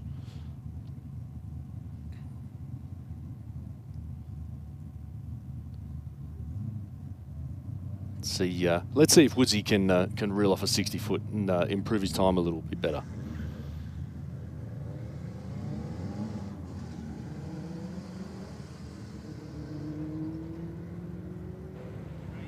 And great number plates on that XD, I believe it is, Stu. Pac-Man, the yellow Falcon.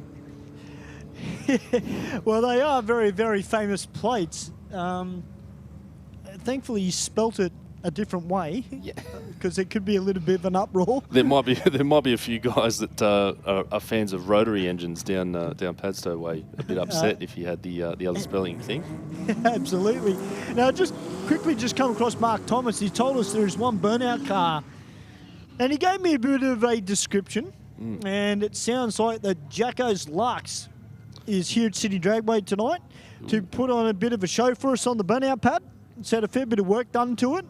It runs in the modified class in our burnout events, and the gentleman certainly knows how to steer a car. Absolutely, and there's plenty of people been asking about burnouts on the live stream, and there will be burnouts later tonight. So we're happy for you to stay tuned in for that.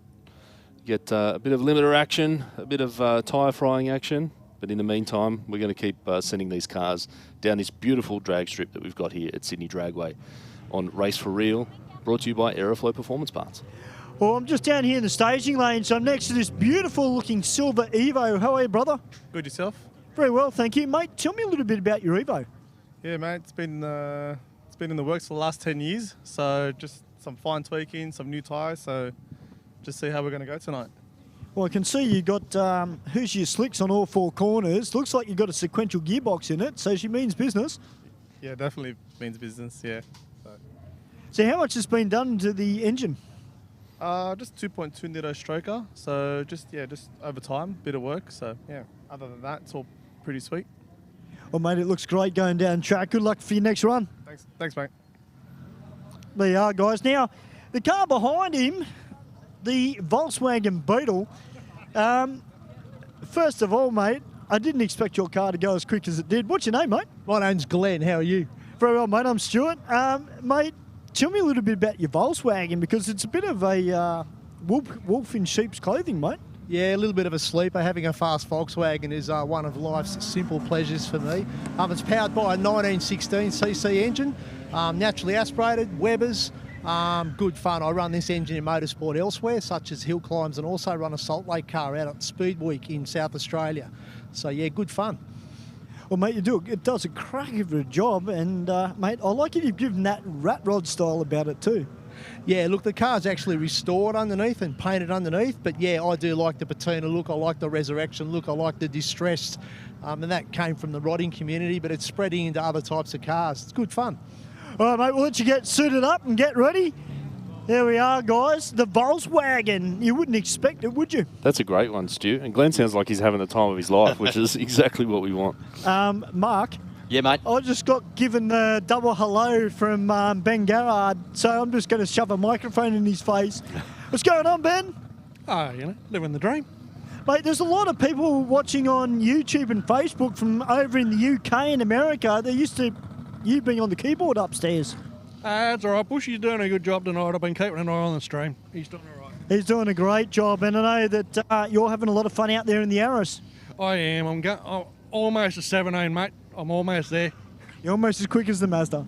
I'm already quicker than it, mate. All right, go. There's a bit of rivalry there. It's a little bit of fun between Benj and I, because I've got the little 1.5 litre in the 2, and he's driving the Yaris. I think I've got a little bit of work to do, Pat, to try and break into the 17s. Well, we do have 2 lanes. Well, yeah, but I didn't bring my helmet tonight, and I it's an didn't excuse. pay my money to race, so because obviously I've got to work, I've got a job to do. Well, Stu, I think we could plan this for the future.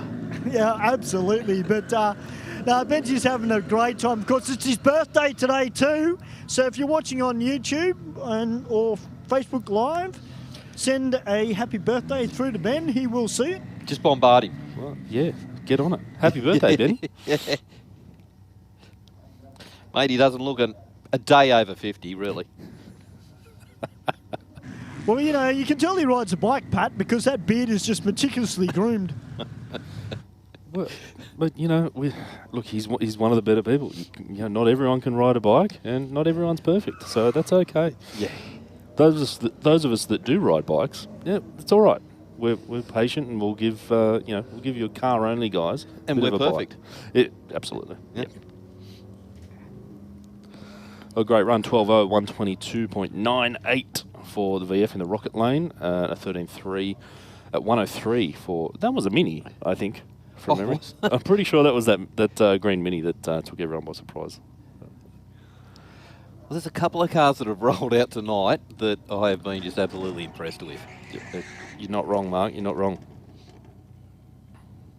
He's a representative of said BMW community that we mentioned earlier. Pops and crackles on board, of course. So definitely a turbocharged 6-cylinder, waiting to rocket that 3 Series, I believe it is, down the strip. Now, on the subject of YouTube and Facebook, there's a lot of messages now coming through for Benji's birthday from people all around the world, but I know there are a couple of people that are watching. Just say a quick hello to Dee and Crystal, who are watching. They tune in just about every week since we've been doing the live streams. They love all the action here at Aeroflow Race for Real. Thank you very much for supporting the live stream as well. Yes, exactly. Nothing better than being able to sit back in the comfort of home and watch away. Definitely. You know, even if you're maybe on a night shift or something like that, you're working at home, you're working your regular job, you can have it on in the background. Hopefully we won't tell your boss or the wife, either one. But you can tune in, see what's happening down at Race for Real, and give us a hard time if you like. By all means. Totally expecting it. But enjoy the different cars that get out to the track. Here goes that little Hilux again. 1.6 in the 60. Look, I know he's trying to get that car into the 10s, guys. But you know what? Does he really need to go a 10? He's got a consistent car. Well, I think you've got to tell your mates when you go to the pub, right? Yeah. Especially if none of them have a 10-second car. You've got to make sure that they know that you have a 10-second car. Yeah, it's good for bragging rights, that's for sure. Now, Pat and Mark, just had a look at this Nissan Exa down here. He's actually got a set of drag radials on the front of this car. And he's got the standard road tyres on the rear of it.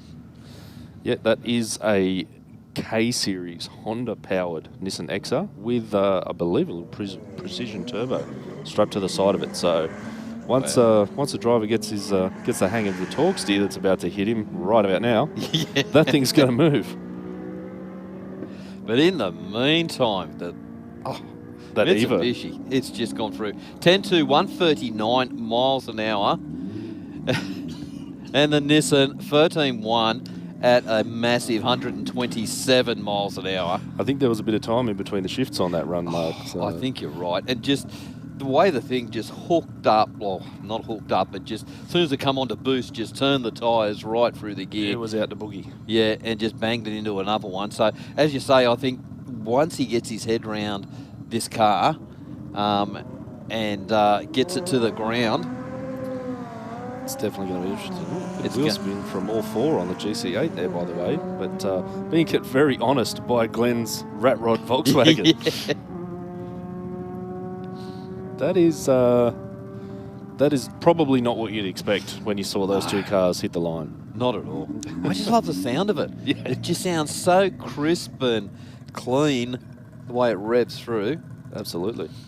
And here's little Datsun Sunny again up against our very own Benji. All right, Benji's out. He's being guided in. No, I didn't guide him in. No, I'm sorry. I don't want him to crack a 17. Because the thing is, Pat, if he cracks a 17, I will not hear the end of it.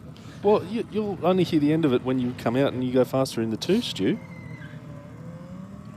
Yeah, I think the Mazda might need a little bit more work to get it down into a 17 just quietly. We'll just take all the stuff out of the boot. Just take all the stuff out of the boot, you know, pull the rear seat out. I know they don't weigh a lot as it is, but I'm sure we can find some weight there. No one has to know.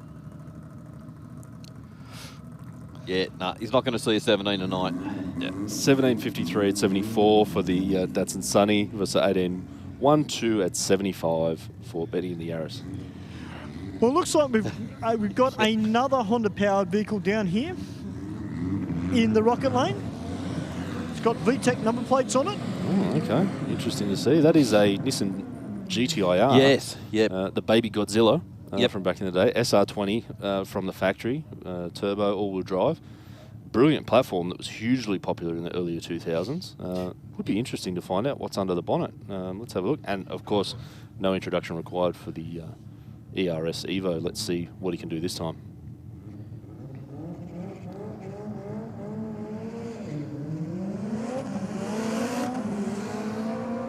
Oh, he took his brave pills before that one. Yes, indeed. Jeez. Maybe a second dose required for the next pass, I think but that so. was packing on some mile per hour in the mid track. Actually put a lot more revs to it. Got it off the line nice and clean. Yep.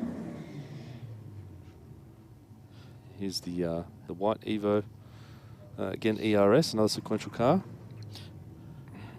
Yes, Stu, I think sometime during the night you need to catch up with a guy in that Pulsar and have a bit of a yak to him and get a bit of a rundown on it. Absolutely. 14.0 doesn't tell a story, but 123 mile per hour is probably probably means that there's worth a look under that bonnet, Stu. Yes.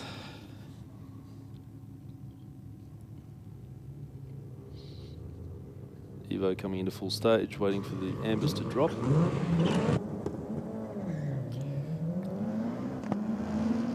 The launch control. Still definitely room to improve on the 60. 2.0. Yeah. Yep. There's a lot to go there, but it's going to back half pretty well. 10.28 at 146. He's looking versus 13.0 at 107 for the Rocket Lane. So yeah, you just virtually disregard the ET, don't you? You just look at that miles an hour and just, wow. Like, I've got that a was question for you, 950 Mark. run. Yeah, mate.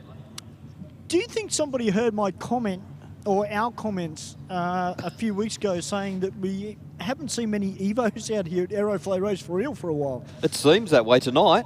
It's like they've all set up and gone, yeah, well, we'll show you two. And yeah, they have. And I'll tell you what, Stu, they're not just any old Evo either, are they? Not at all.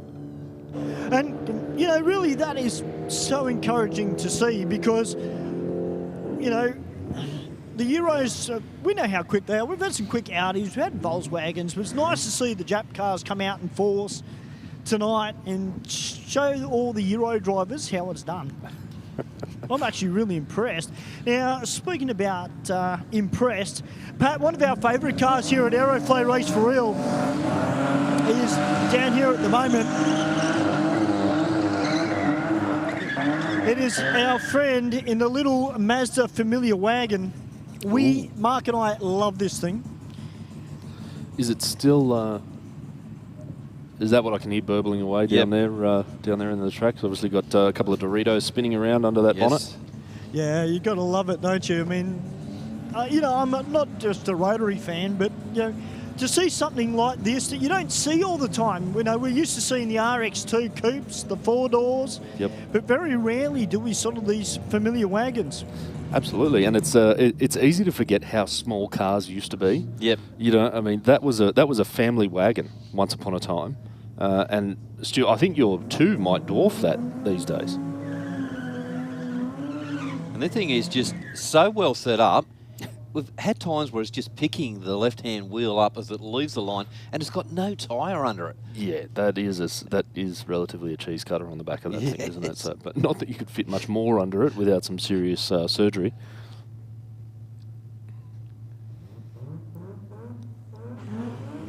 I just let the guy know in the Valiant boys that, yeah, his car is sick.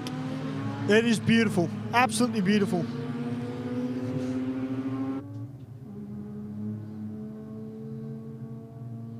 Well, he just hangs on to that lead, 12.6, 108 miles an hour to a 13.4, 101 miles an hour.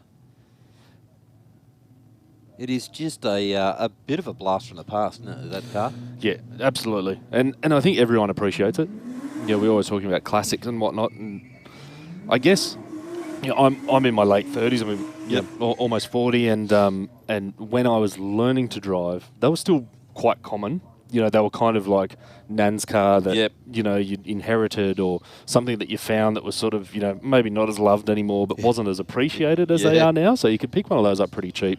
You'd be, it was attainable. And, you know, you'd be driving it to school or whatnot. And I'm pretty sure there's plenty of, you know, kids from 1999 or 2001 throwing their hands up in the air going, if only I'd kept my first car. Yes. Not just for Mazda Familiars, but plenty of others out there. You know, I had a VL as my first car, and you know, it went away, and then I bought it back, and then it went away again, and you know, the price that they're going for now, even just a basic executive, it's making me cry to not have mine anymore. So I'm sure there's plenty of people out there with the same story. Oh, I had a hatchback Tirana. Mark. And it was just absolutely mint.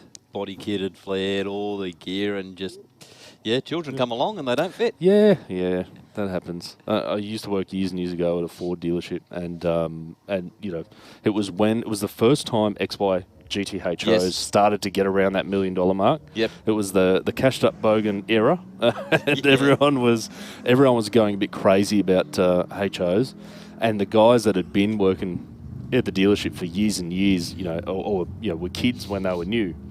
They're just walking around pulling their hair out. Yes. They were everywhere, just a regular car, you know. And all of a sudden, cool $1 million.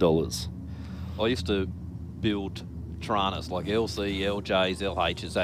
I used to just build them up, sell them off, and it was a good era. Around that time, I was just not long out of my apprenticeship.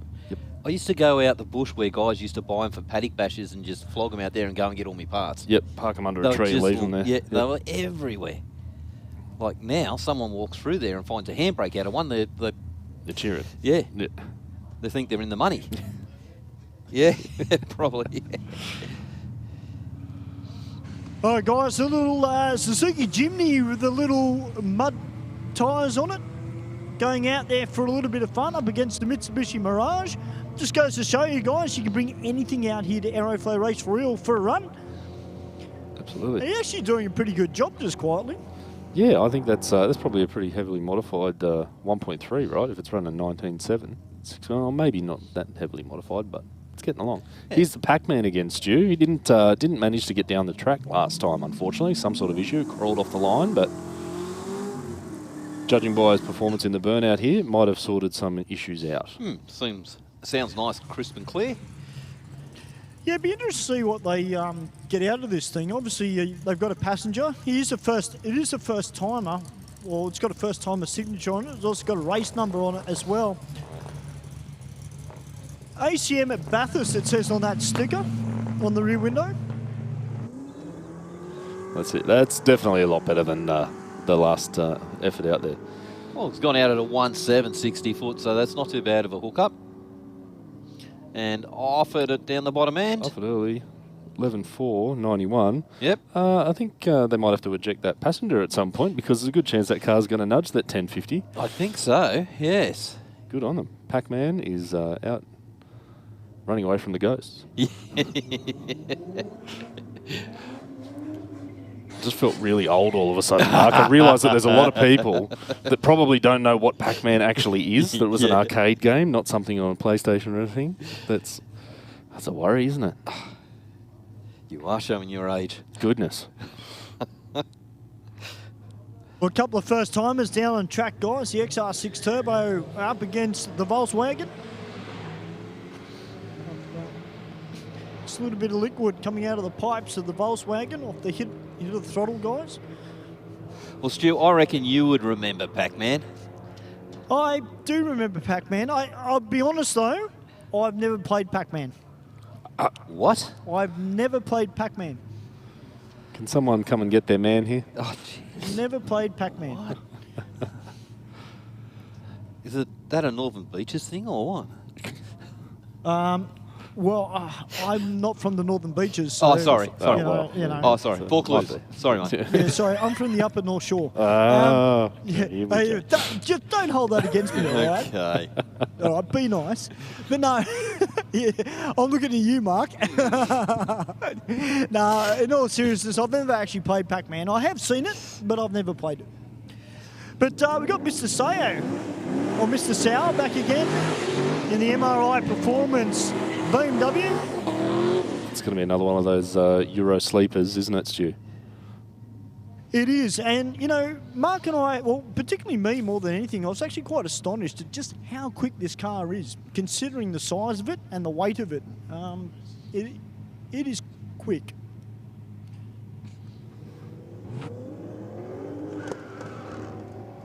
Whoa. Commodore getting a little bit sketchy out of there. A little bit wild. But the Beamer not running to its usual self.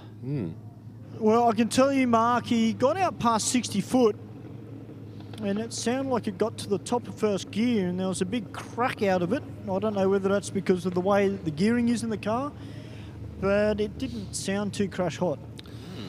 Well, hoping for no major issue, but it's out the early exit chute there, which is good to see. It's gone off on its own power, but I mean that's sort of the trick with all these modern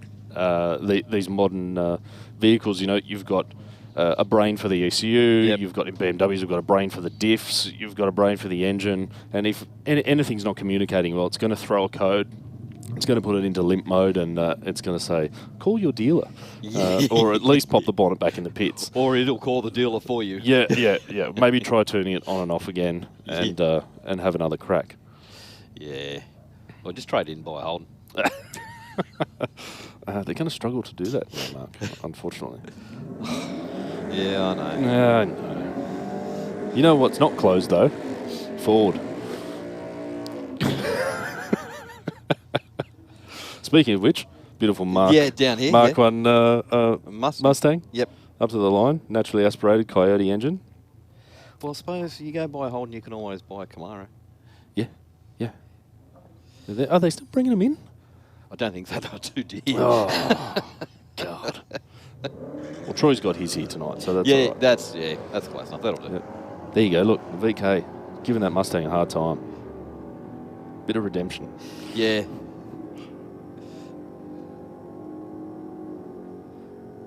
That's a good pairing. That's a good pairing. 12.5, 112 versus 12.9 at 112.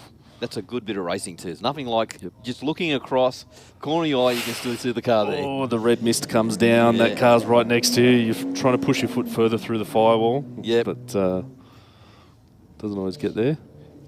Well, here's Girlfriend. His Girlfriend. Stu, did you get the story on Girlfriend?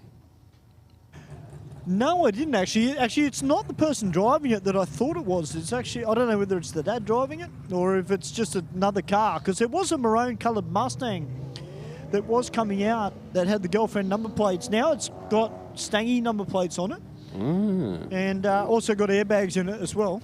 Okay. I saw that at the car show. But of course, it was one of the first Mustangs that was ever supercharged of that current model. So it's got a bit of history. It came up for sale and the young couple bought it.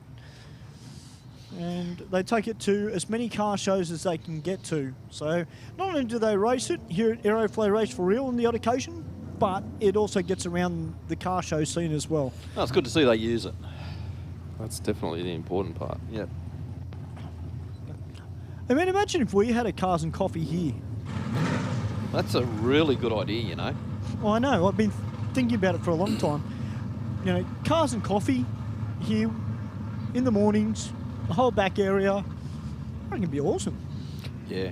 Definitely plenty of room. It's definitely a popular thing. Get your Tuffy streetcar out Sunday morning. Yep. Maybe have a Perfect. coffee. Get Troy down here. Get Denise. Yeah, absolutely. Get the pit cafe opened up. Like, great stuff. This is already set up, Stu. You just, mate, I reckon you're the guy to drive it. Well, put it this way. I mean, you know, I said it earlier on air. You know, you only got to look at tonight, Aeroflow Race for real. The amount of tough street cars we got here tonight, as well as daily drivers. People are bringing their pride and joy out. They're coming out for a bit of fun, testing themselves over the quarter mile. And, you know, I've been around the car scene, as you know, Mark, for a fair while, and I came from the street scene. I came from that scene. I was never into this style of racing until I was young and went to the Winfield Triple Challenge. But when I got my licence, I was always out in the street scene. And that's when you really get to start not just talking to people, but learning about the car scene. You know, and it's the same thing with coming here to race for real. You learn about the car scene and you see its history every time you come to race for real as well.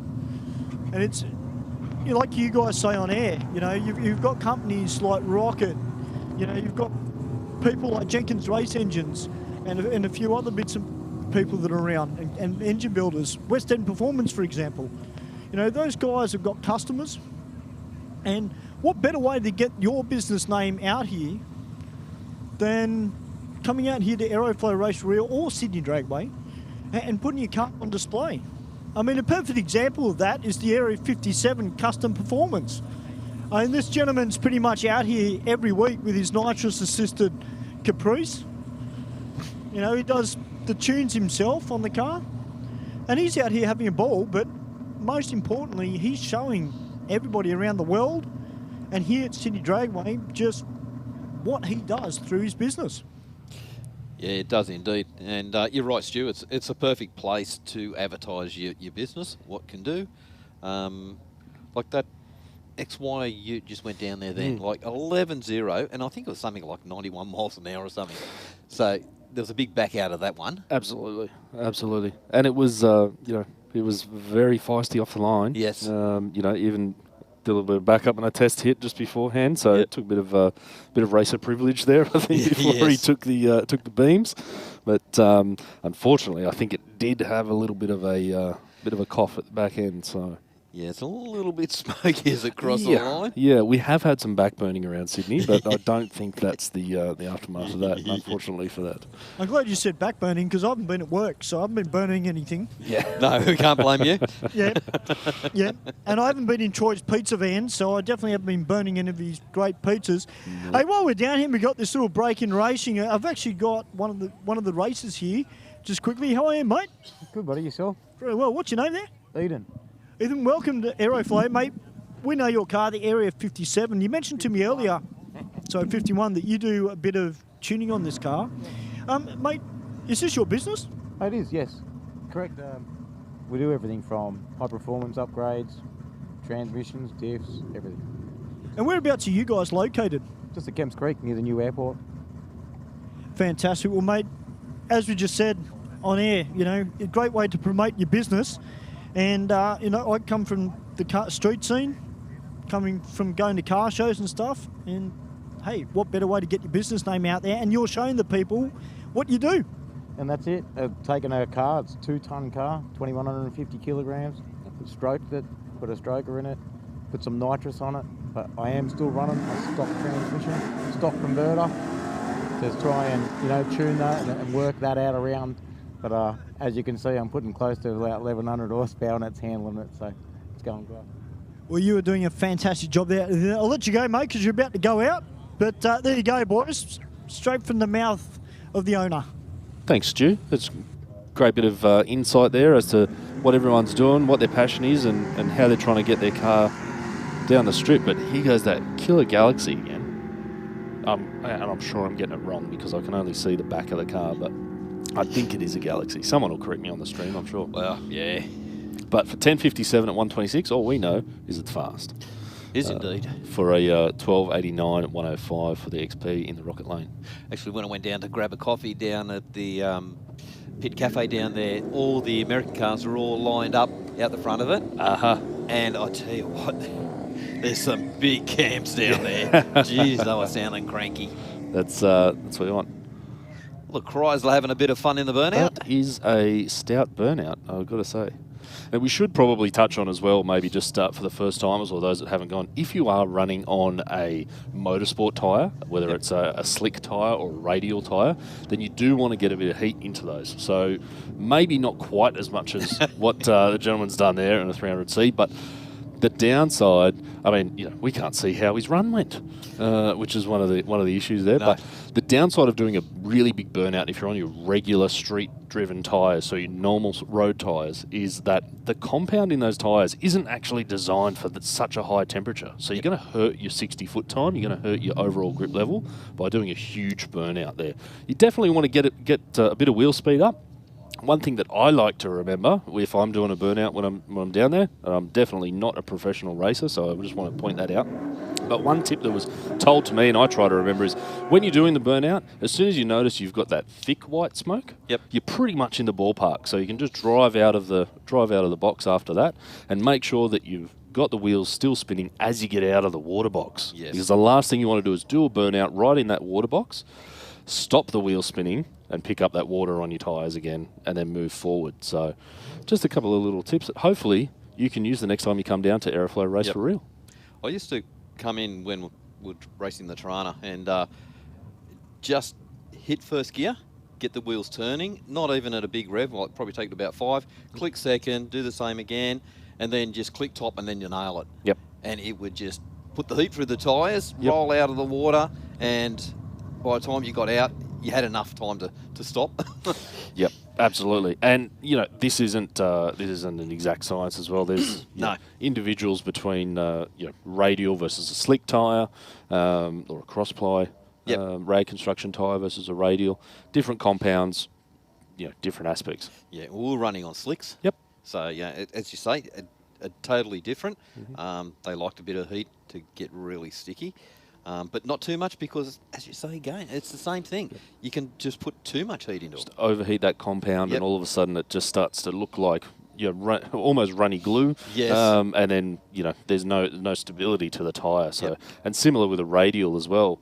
The radial really works on the surface of the tyre, the compound and the surface of the tyre, whereas the slick's got that soft sidewall. So when you hit the tyre with the power, it's going to soak up a little bit of that and help the tyre bite into the ground. Whereas a radial really needs just all of the surface to hit the prep, hit that surface, and then get you moving down the street. Down the strip, I should say. Definitely not the street with a radial tyre. You run radials on yours? Yeah, I do. I run a Mickey Thompson ET Street R 255 on that because my car is untubbed. So it's got the 4-link in it, but it's still got the factory tubs in the back of it. So 255 is about as much as I can fit. It's working so far. 133 in the 60. There's still a bit more on it. That's probably more me being a bit gentle on the car, but the first time I ran a radial, I originally had a 2695 bias slick on the car when I first started running it with a trans brake. And it was, the first time you launch your car, you sort of go, whoa, that's really fast. But then the next time I put the radials on it, the hit that it gives you in the back of the head, the way that those things bite when you've got the car hooked up, it's unreal. It's unreal what they've done with radial tyre technology recently. And as we can see by all the records that are getting broken with cars running radials. Not to say that there isn't still something very impressive about some big, giant 34-inch slicks under the back of a door car, but definitely different. Horses for courses. Yeah. We had 10-inch slicks, no trans brake or anything, and we used to go off the foot brake. You couldn't go past 2.8 to 3 grand. It would push you through, and it one-footed at a 136. Yeah, there you go. So, that was it for the car. That was its limit. But as you say, like we run a very low pressure too. Yes. So you got plenty of movement in that sidewall, and that was a mistake a lot of people made with a radial tyre when they started, because of the construction is different. Obviously, they don't want such a low pressure. Whereas a slick you might be running 10, maybe a 10-inch slick, maybe 10 psi, 12 psi, something like that. Generally, you don't have to be much below 20 psi on a radial tyre that's the same size for it to work, because you want that, again, about the surface. You want the surface of the tyre to be flat on the racing surface. So definitely an art to it, and there's people out there that do it better than others, or just spend a lot more time focusing on it. But by all means, there's a lot more to getting a car down the track here than just turning up and hoping they sprayed the track, right? Yeah, that's exactly right. Yep. Tonight is a great night. Track's prepped to a street prep. Yep. Competition, totally different ball game. Yep. We couldn't, as we've said before, run a competition because every second car would be breaking an axle or twisting a tail shaft or destroying gear underneath them, because the street cars aren't made for that. No, that's exactly right. And as we were mentioning about the regular street tyres, they're not really set up. They're not really designed to run with that amount of prep. So what you end up getting, unfortunately, is a lot of axle hop, a lot of axle tramp. The wheels bounce up and down, and that's when you're breaking things. The majority of cars these days are an independent suspension rather than a solid axle. Inherently doesn't like bouncing up and down and hounding on those components, those CV joints, and then we've got, a little break in the action like we have at the moment, unfortunately. So while everyone that's got a nice, well set up car that they've invested plenty of money in would like us to spray the house down for their radials to get a PB, it's just not realistic for the bulk of the people that are coming out on a Wednesday night, right? No. I used to like the Wednesday nights because it was good, because you could see what your car that's not set up for that, you could get out of it. Yeah. And that it was a bit of fun in the setup of the car. That's right. And the great thing about Sydney Dragway as well is that we've got the ability to put on private days.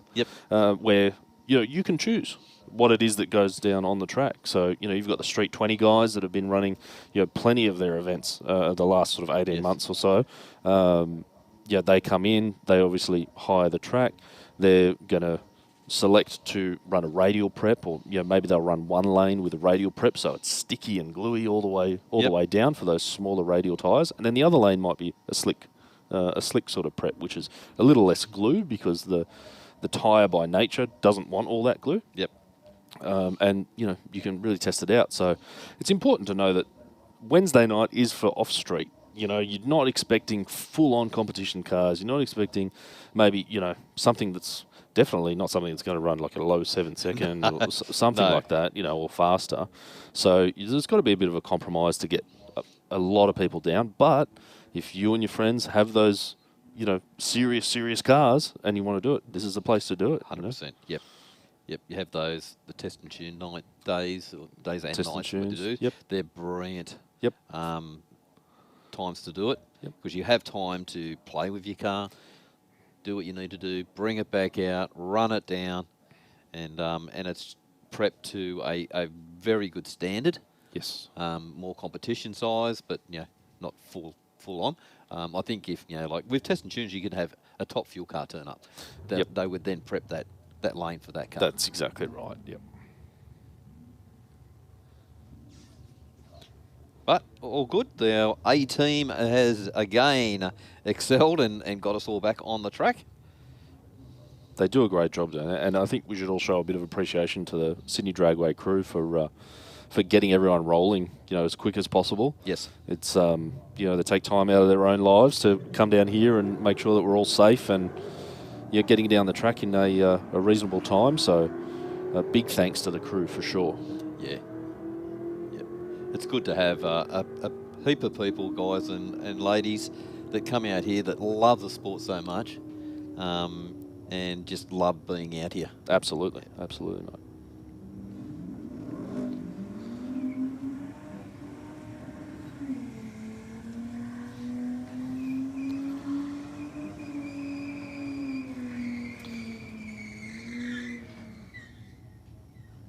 I don't know if Ad's heard my spiel about the regular street tyres and big burnouts. I'm not sure he missed that one. You know, the white Commodores. Get a bit of frustration out on those little chaser rear tyres by the looks of things.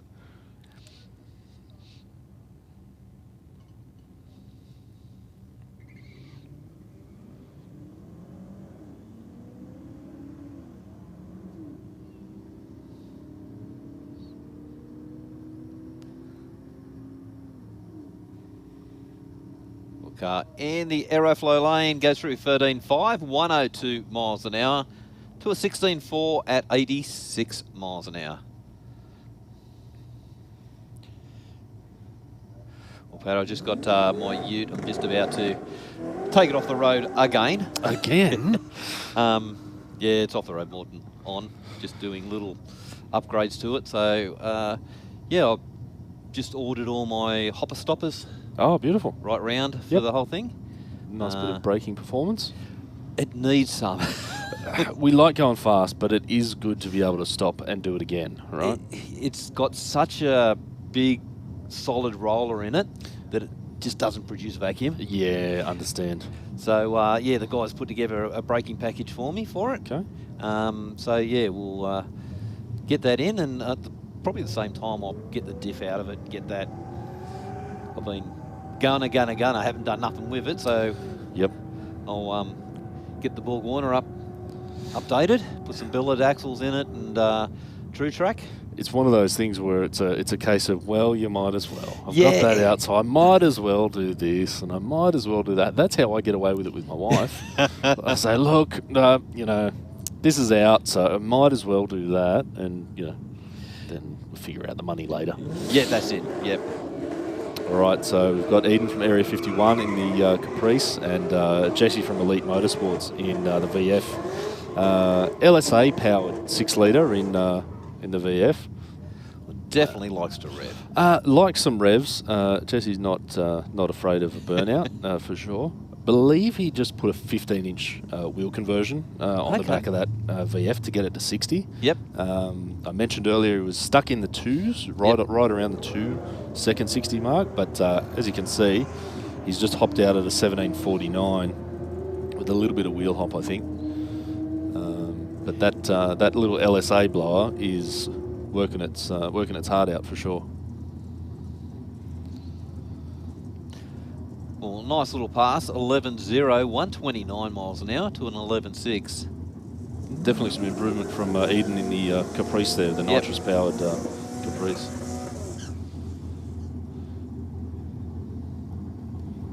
Well, this should be a good pass. I think so. The black VF Commodore up against the black Tirana.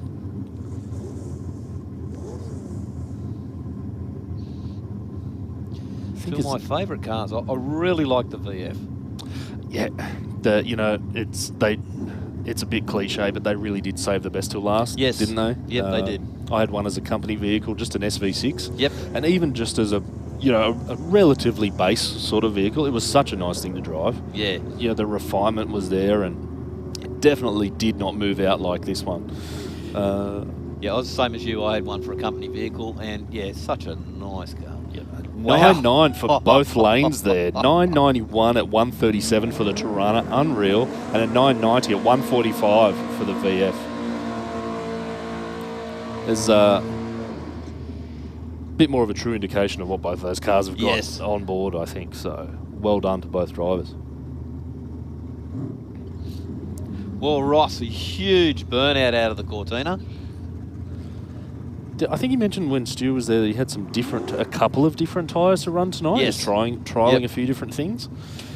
He had a bit of a incident where I think it come off the track, or something happened, and it developed this big vibration. Okay. And he's been chasing it ever since. Yep. But the plans for this car is that it is actually going to come apart soon. Right. Okay. It's going to go back to street. Okay. Well, it's still a little loose out there, that's for sure. Whatever tyres he's running now. Another 889. Joe Sorbello, I said it earlier, Mr. Consistency. Yes. Not only just turning up every time, but turning up with probably the same 2 digits in his time slip almost every pass. Well, 10.3, 112, so that way off that Cortina. Yeah. Well, here we go. This is a good matchup. Should be nice. Don't see many Cougars, do you? No. Don't see many Mercury Cougars. It's a Mercury, I think, isn't it? Yes. Cougar? Yeah. Yep. Not many of those in Australia.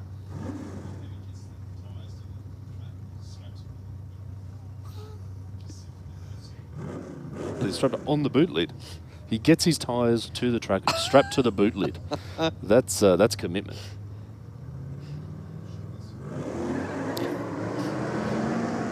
Oh, red light. There you go. And a lot of wheel spin. But a clean launch for the Cougar, a 1.660. 11.0 at 123. It was a 12.5 at 122. I always get a little, like your heart comes up into your mouth when you see a beautiful car like that and they start turning tyres and they start getting real twitchy and moving around. Seen too many cars that have gone big burnouts and then just found the wall. Yeah, there's sometimes there's stay in it to win it, but it doesn't always pay off, unfortunately. No, it's that thing about you can always fight another day. Yeah, absolutely. Especially with a classic looks Yes. like that. You definitely don't want to see something like that wadded up. A bit of an odd couple at the line here. It is indeed, yeah. HQ versus Mini. Maybe not the Mini that you'd expect next to a HQ. No. If we're talking period correct. Dave's left the cherry on the tree there. He's going to be upset with himself on that. No reaction time winner. He has taken away more money than most. If I remember correctly, he used to have a white EF Fairmont. Yes. I think, that I used to see out here all the time. So definitely got some practice. Yeah, he did run the Mustang for a fair Wasn't while. a Fox body? Yes. I think, Yep. He's got, I think it's a front engine dragster now. Rear engine, is it? Okay, I thought it was a front. Yep, he's got a rear engine. And the running gear come out of his Mustang and is going into that. So that's in, I think he's just waiting on the motor to be put together now. Yep, freshen it up. Yep. And that one will go back together. In the meantime, sharpen up the reaction times. Yes. At, in the Mini. Aeroflow Race for Real, in the Mini. It's a manual, I think, didn't he say earlier? That's probably... I'm not sure. I can't imagine he's going to have a clutch pedal in the... No, yeah, it is a manual. Oh, Yes, it is? yep, it is a manual. Yep, because he's been trying to save the clutch. Yep, fair enough. Which I wouldn't think a Mini would destroy too many clutches, but hey. I think it's got no, it's a supercharged engine, that one. Yeah, the little Peugeot engine, I think, from memory. Yeah, those two American muscle cars just rumbling past. Lumping their way back on through the tunnel.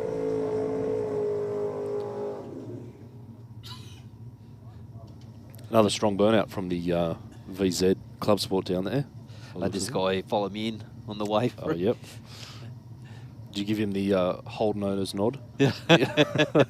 Just give him the smile. Good on, mate. Up against some Mercedes, some German power. Getting the launch control dialed in, I would say. Maybe off she goes. Yeah. 1276 at 111.9 for the Club Sport. To a 1228 at 114 for the Mercedes. Well, here we go. We've got the Commodore up against the Corona. Yep. That's the 5.7 VK. From yes. memory. Yeah. There's a bit of attitude on the stance of that Corona. Yeah, it as is. well. It's definitely real old school. Yep, definitely a bit old school. Like old. What was that, Stu? Guys, I'm down in the pits. Yeah, you're breaking up there a bit, mate.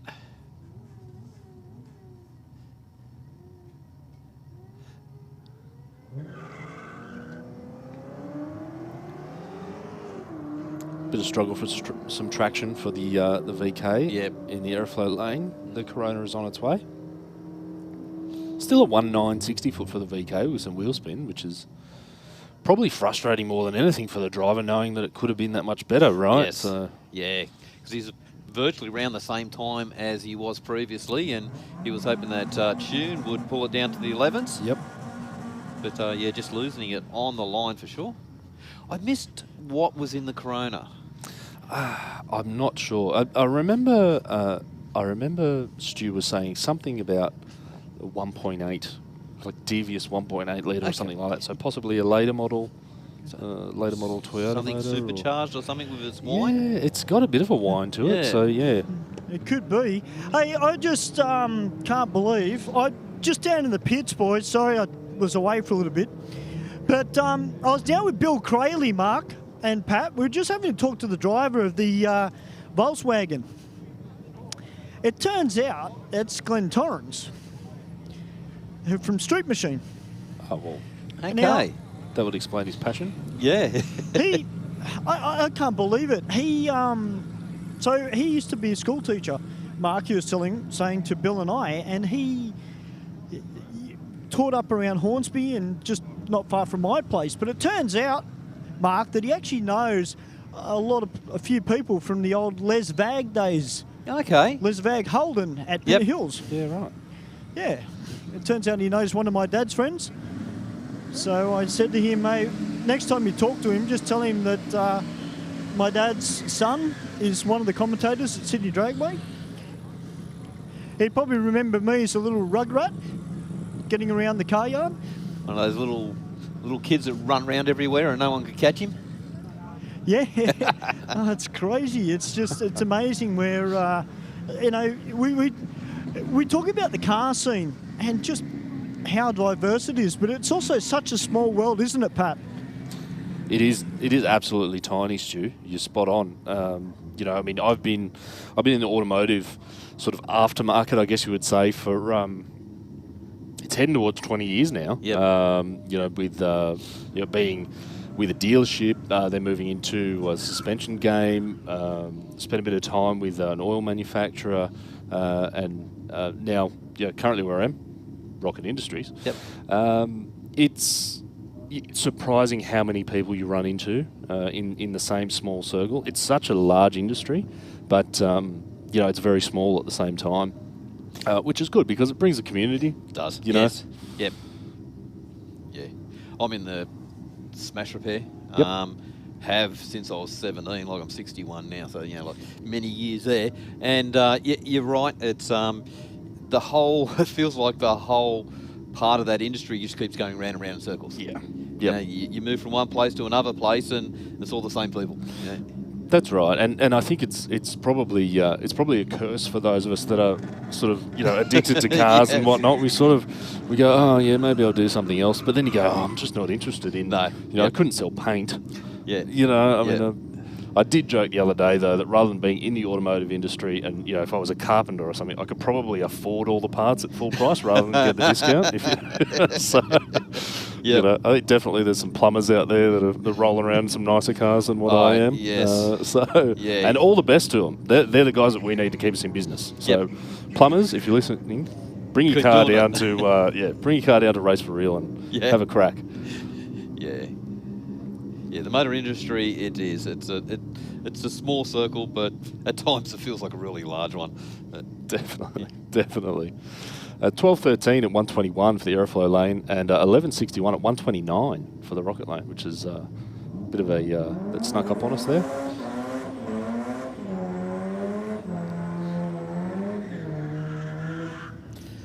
I was never a fan of this shape when they first come out. Really? But then it just grew on me. Yeah. And now, just love them. It's a modern classic. Yes. I think, again, I'm probably going to reel off a bunch of cliches tonight in commentary, but really it is such a beautiful looking car, and it's hard to believe that that's 30 years old. Yep. When we think of cars that are 30 years old, we're thinking of things from the 70s or the 80s or whatever, but something like that still doesn't really look out of place on the road today. No. And when it came out, it was such a major change between the models. Yes. 13.6, 115 to a 16.6 at 85 miles an hour. There's a couple of surprise packages. So the Silver Evo with sequential box and the K-powered Nissan Exa. Fingers crossed he can hold on to it and get a bit more of a decent run out of it. Yep. Well, guys, a bit of sad news. The Blue VK that's had a little bit of an issue. Sounds like it's something to do with the fuel pump. Yeah. Okay. But hopefully they'll get that fixed and we'll see it back here in the future. Hopefully. A lot of struggling for traction out of the hole there for the Exa. Oh, he's got to wrestle it back into the middle of the track. Definitely fighting with that thing. Yeah. It just must have so much torque steer. Oh, yeah. And at 10.37 at 1.37 for the Evo. Yep. Super clean run. Really nice. I think there's a little more in that. Well, nice clean Calais. Ooh. So, what could only be an RB30 with a little bit of hairdryer action on the side of it. Maybe not a little bit of hairdryer action on the side of it. So it's got a healthy turbo there. Yeah, I think so. Probably the size of a 20-litre drum. Yeah. Meanwhile, the Sunny is saying, "Hey there, fella, respect your elders." Yeah.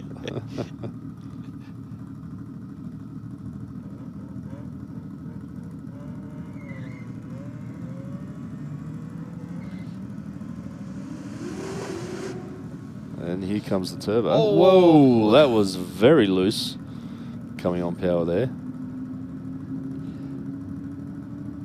But he did the right thing, just got off it, settled it down, and then got back into it. Absolutely, Stu. Geez, that would have come on like a punch in the chin, wouldn't it? Oof. Jeez.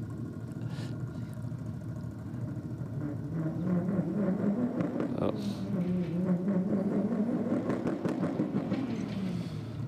Okay, so interesting that GTIR is doing a front-wheel drive burnout. Okay. But they were an all-wheel drive from the factory. So, Stu, I reckon that's worth a close look, that orange GTIR. Well, it's got a set of radials on all four corners of it too. Oh. So, okay. I wonder if I'm it's... interested to see what he's got underneath the bonnet of it. Yeah. Sounds like it's got a switchable transfer case or something like that. Definitely more to the story. Definitely a Honda motor underneath the bonnet, I dare say. But there's a lot of noise and a bit of shaking going on off the start line in typical front-wheel drive drag car style. runs through with an 18.95. Now we've got Evo King coming out now, and he's going to be taking on the Oz Performance Evo. This Oz Performance is super quick. Evo King, well, you know, he's just out here for a bit of fun. We've been watching him hang on to it all night so far, Stu. So I don't know how much fun he's been having, to be honest. Well, look, he's trying.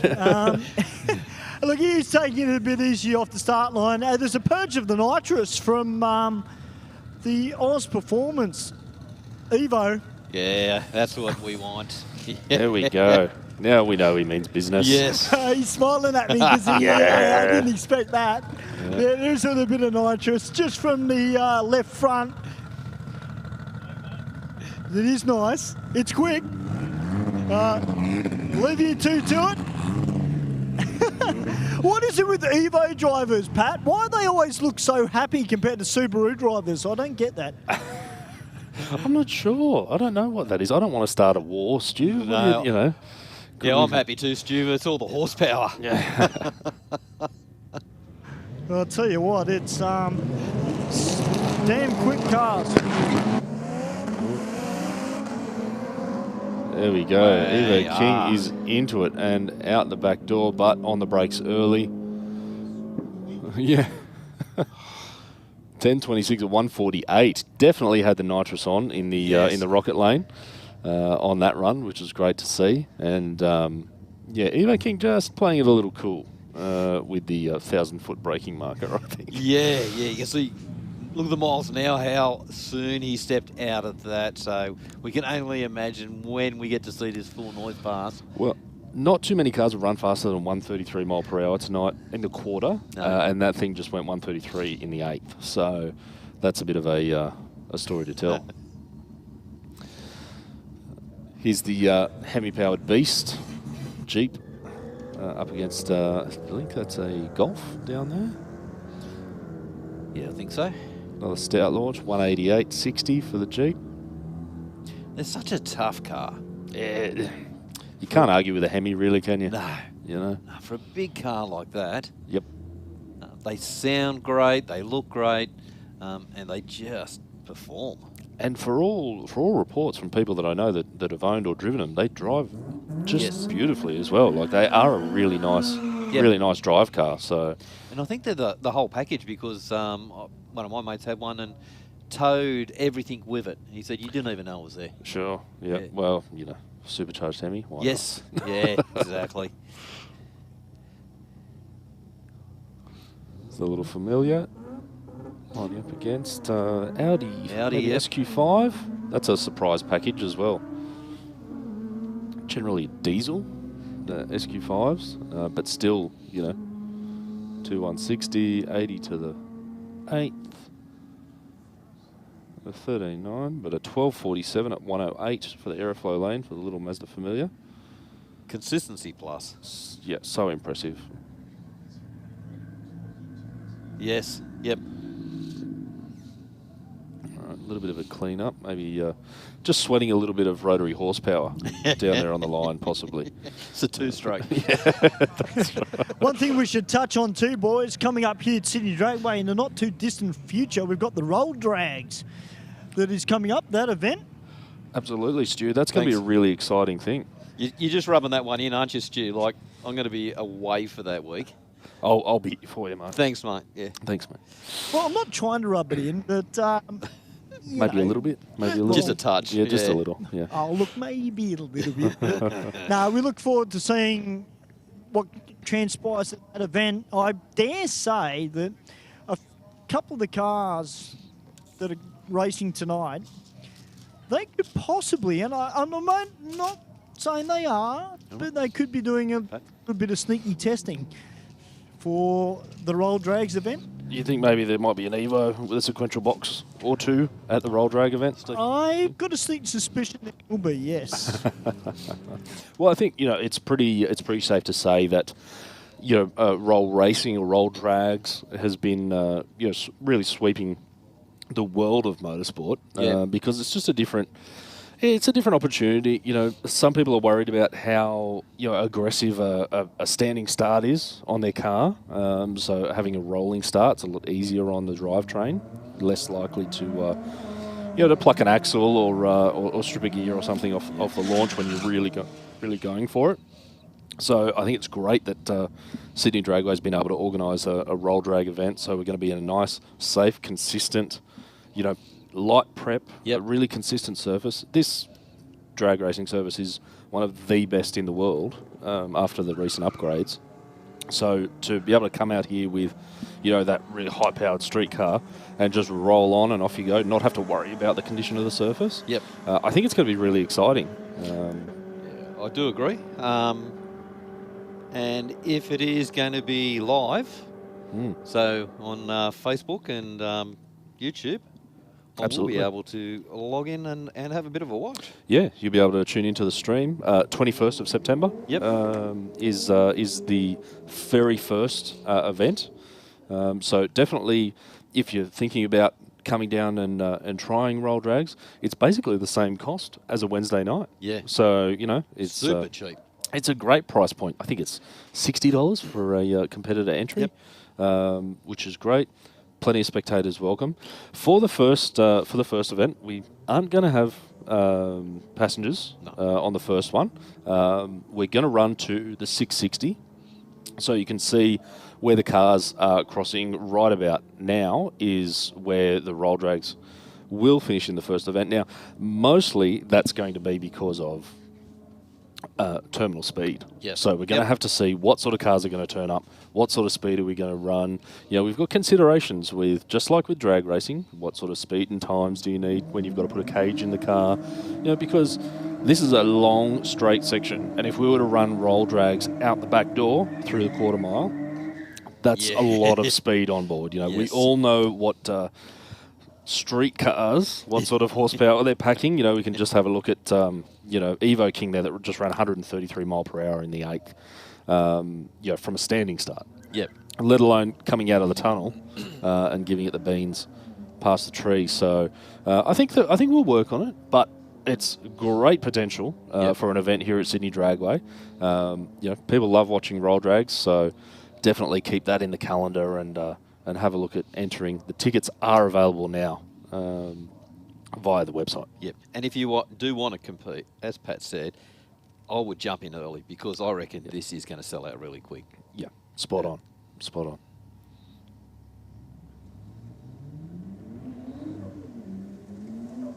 All right, so this white BF Falcon has been out here giving it a good go tonight. So let's see if he can't string together. I think he's had some good 60s, but then maybe a missed shift and maybe an average 60 and then a good back half. So let's see if he can't string it together. Well, boys, I'm down here in the staging lanes and I'm standing next to that white Toyota Corona. And Pat, for your information, yes, mate. It's got a baby Godzilla motor in it. 4-cylinder Nissan motor. Okay. And it's also double charged.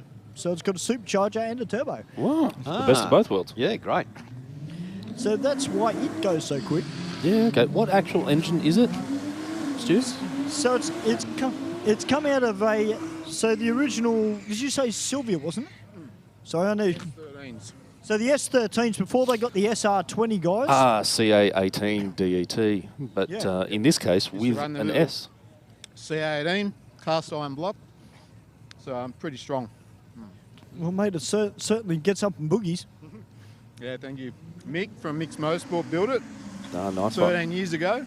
It's still holding together with 35-pounder boost in it. So he builds a good motor. 35 pounds of boost. That's wow. a credit to Mick, for sure. There's not many CA18s out there running 35 pounds of boost that are still talking about it. I was just about to say, mate, we're live streaming going all around the world. Really? People are hearing about this over in the UK and in America. That's cool. Yeah, hello everyone. How are you? I'll see you soon. There you are. Corona's on tour. Now also, boys, I just went for a wander down the back of the lanes where that orange Pulsar GTI R is. Yes. It's got an SR20 underneath the bonnet. Okay, it is still SR20. But it's front-wheel drive, not four-wheel drive. Oh, okay. All right. was not a GTI. But it's got just a that. normal Pulsar. I'm sure it is. Because It's you got can the bolt a shape. front on it. Yeah, but the tail lights and whatnot, because it's Alright. two-door, right? So the regular Pulsars never came in a two-door, but the GTIs did. So Okay, yeah. unless maybe it had an issue with the original running gear or something like that, and it just took the more budget-friendly way out. Yeah. To run it. There's another Pulsar down here tonight that I've seen. I think it's an N14. Is that dark grey, blue sort of colour Yep. that's been out here? I've got a feeling that's got a bit of turbocharger action under the bonnet as well, because it seems to do a bigger burnout than I remember N14 Triple S Pulsars doing from my P-Play days. Just something you've seen. Just something I've heard about. Yeah. Never took part in, of course. There was never any McDonald's trays involved in any of those shenanigans. No McDonald's trays were hurt in this ad. None whatsoever. And don't bother using the KFC or the Hungry Jack's ones; they don't last. Ooh, a little bit sideways from the rocket lane. The Commodore there, getting all into the 60-foot. Into a 1381 at 113 to a 1396 at 101 for the Aeroflow lane.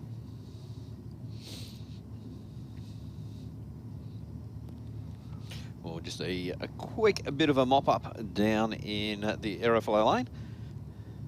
So this time of night, we usually do get a little bit of condensation out of exhaust and everything else. Absolutely, and generally sort of about halfway through the night, those that have come to the track before, especially turbocharged or supercharged engines, they might just choose to head down to the pits and give it a little bit of a breather, cool the car off, pop the bonnet, not beat up the transmission as well. That's another thing that gets a real hard time out here if you've got a high-powered vehicle, and while you're sitting in the staging lanes, it's really hard to keep air flowing through with the trans and whatnot. Your radiator and your engine's lucky; it's got fans. Your transmission might not be so lucky, so definitely a good time to let the car chill out. But the downside of that is you get a bit of condensation. We pass the dew point. And so it's always a good idea. And something to remember, guys: turn your AC off. When you're racing. If it's an older AC system, it's going to suck a bit of power. If it's a newer one, it will turn off, but it's going to create a lot of condensation through that system. So just something to keep in mind when you do come down to race for real. Because you can guarantee the moment you do a burnout and stop at the starting line, it's going to dump out the line underneath. And our starters will pick it straight away, and they'll just push you straight out. Exactly. Because as far as they're concerned, your car's leaking. It's not always apparent straight away, but the last thing we want to do is send you down there with a bunch of water coming out if it's 100%. Not the AC system. If it is an overflow or a radiator or a hose or something like that, we need to make sure that your safety is #1 priority. So avoid that situation, switch the AC off. It's not that hot. It's okay. No. Well, guys, I'm down here in the staging lanes next to a gentleman who is a big part of the Sydney Dragway family. Peter Giddens. G'day, Pete. How you going, buddy? I'm going good. Yourself? Good, mate. Mate, you're out here doing a little bit of practice ready for the weekend for the state championship rounds. How's it going tonight? Oh, it's good. PB twice, so I can't complain. One more lap and I'm going to go. I've had enough. How are the lights going, Pete? Not too bad. Not too bad. It's not easy, is it? No, it's not.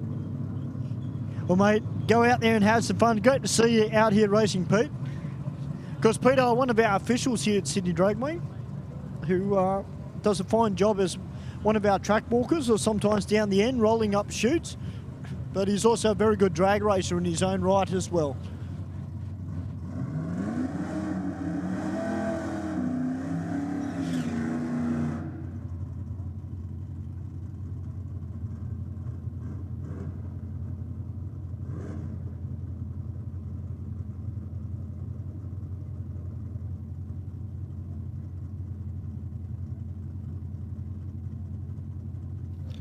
Thanks for that piece with Pete down there, Stewie. It was great to hear he's having a great time.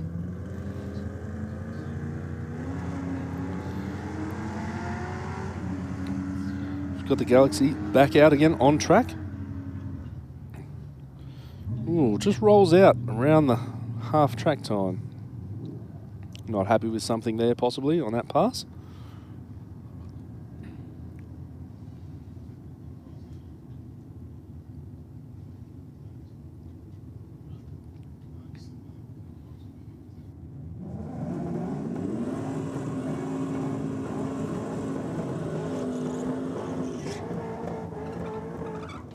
Well, Pat, I think we might go up to the big screen, take a little break, and we'll be back with everyone very, very shortly here at Aeroflow Race for Real.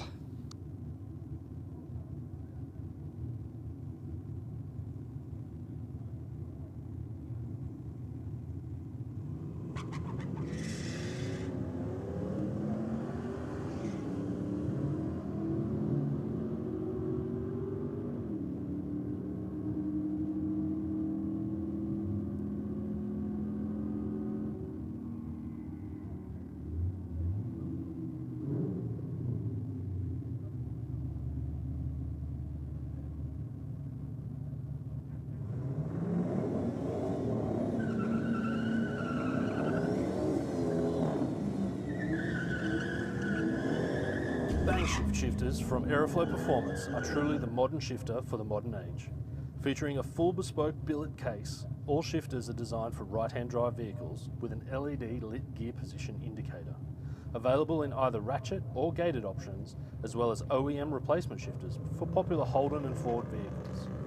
A large range of bang shift spares are available for each shifter that includes shifter cables, brackets, lever and gate kits, trans brake buttons and drop boxes for the ideal mounting solution. Shift into gear and check out a full listing at aeroflowperformance.com. How would it be if we funded a pilot program for you to run that enabled you to bring some vision impaired kids onto the Saints Play program? Oh wow, that would mean the world. My reward is the smile on the kids' faces. And since you've given so much to others, we'd also like to do something for you personally. How would it feel if Pepper sent you, your partner, and your daughter Molly to the Gold Coast for a few days?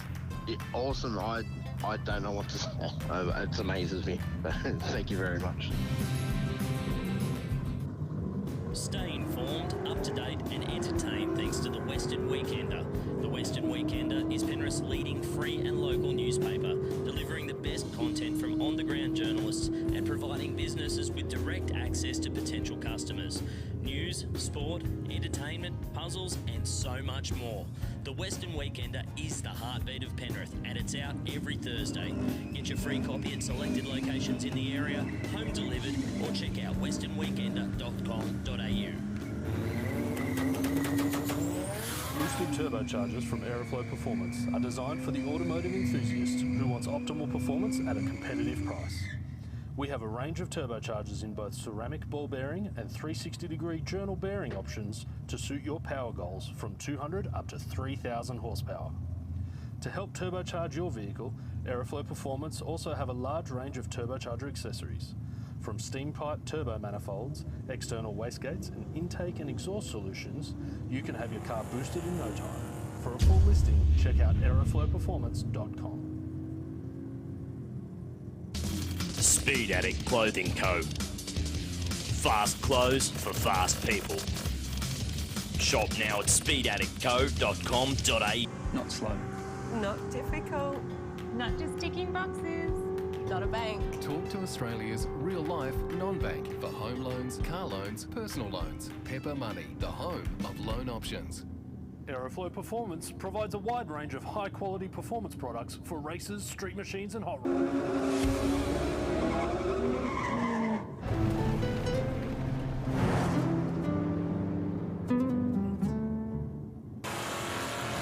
Aeroflow Performance provides a wide range of high-quality performance products for racers, street machines and hot rodders.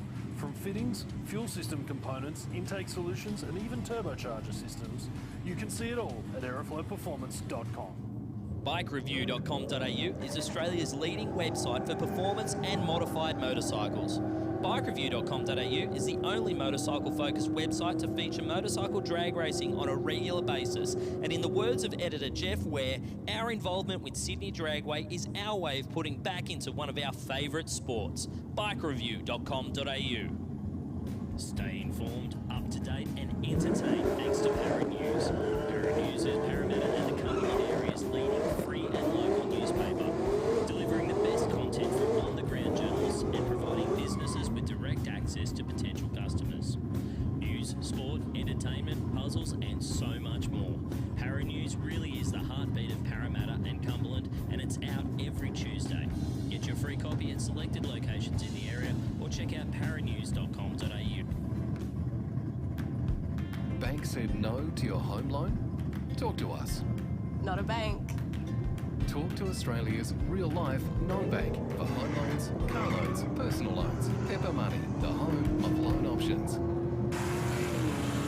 Whether you're building a street machine or a race car, Aeroflow Performance has a solution for you. Our ever-increasing range features boosted turbocharger systems, Bosch Motorsport products, X-Pro electrical systems, hoses and fittings, bang shift shifters, differential parts and fabrication components.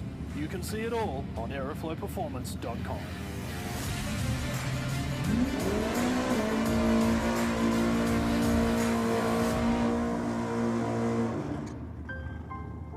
We've always had a few cars. They're all special. The T-Bird. Oh, that's mine. The Combi for when we want to get away. The XR8. It's going to be a classic. They're all insured with Shannon's, We've also got Shannon's Home and Contents cover, which helps protect our automotive collectibles, tools and memorabilia in the home and garage.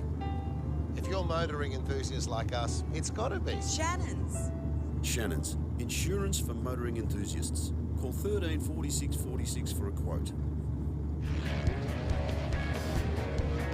I've chosen to use VP Racing fuel since I was a teenager racing motocross, which was 21 years ago now.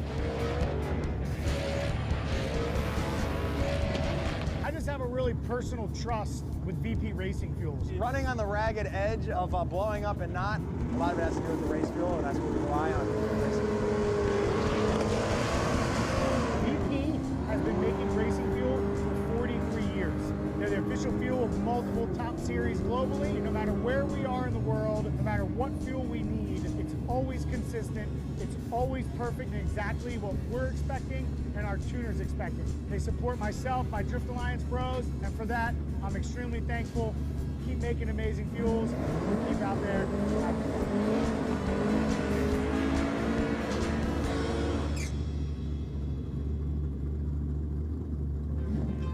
Aeroflow, famous for our massive range of hose, fittings and performance products. Air filters, oil filters, fittings, engine and transmission parts, fuel systems, tanks, silicone hose, exhaust, air conditioning, turbo and nitrous accessories and more. Get your free catalogue and shop online now at aeroflowperformance.com.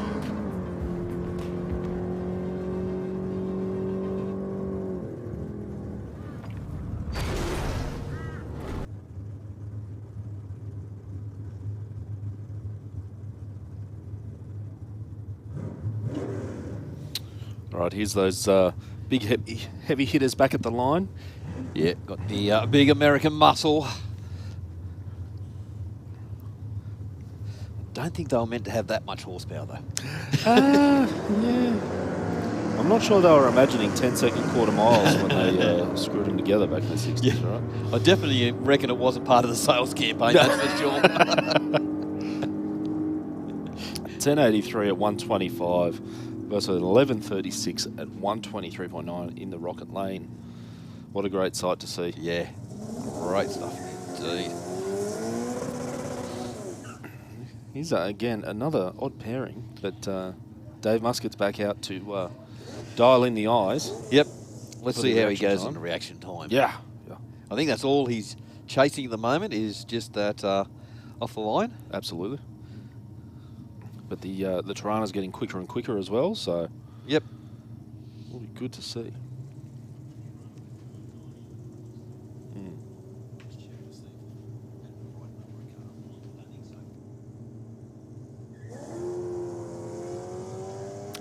Red light from Dave. He'll be beating himself up on that. But nice launch for the Tirana. 1.460 this time. Very impressive. Goes for a 983, 135. Best of the night so far. Congratulations to the guys there.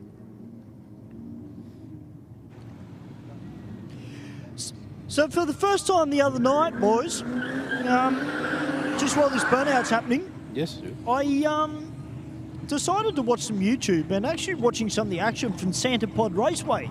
In the UK. For the first time. I'll tell you what, they've got some pretty quick drag cars over there. I wasn't surprised, but it was interesting just talking to a lot of the people. Some of the people are even watching YouTube tonight. Just having a chat with them throughout the live stream from Santa Pod. It's Tell you what, it's good racing. Yeah, it's good racing. Was that the European Nationals, Stu?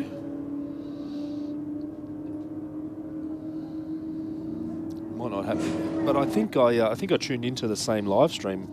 Well, every now and again I do tune into the live stream from Santa Pod. Yep. And you know, being in Europe, there's a lot more weather considerations, so their season's really short. Yes. Yeah. And you know, drag racing maybe not quite as popular as circuit racing, which can be done in the rain. Yep, You know, yep. obviously we could drag race in the rain, but no one really wants to see a funny car run a 20-second quarter mile, right? So, not ideal. But definitely, Santa Pod is draws a huge crowd, and I think their meetings run across a week. Yep. When it's a European national, so it's people coming from Germany and Sweden and Austria, Italy, all over Europe to run at Santa Pod. So if you get the opportunity, it's definitely worth tuning in to have a look at some of the different things that you see over there. So modified Austins and things that we never had, but also top fuel cars, funny cars, pro stock, pro mod. Jet cars, that's right, Bushy. Jeez, jet cars. Yep, that is. They just disappeared over here. Yeah, they did. They're a category at Santa Pod, though. Yeah, okay. Yeah.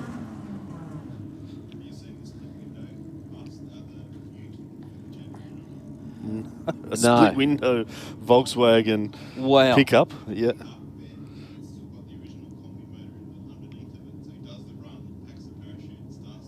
Starts it and drives it back. Just drove a jet car back to the pits. I was going to say, the VW would be worth more than the jet motor. Yeah. Speaking of quick VWs, yes, there's Glenn in his little bug. That is an animal. Wouldn't you love to cruise Parramatta Road in that? Parramatta Road in the VW. Hey? Taking scalps from light to light, you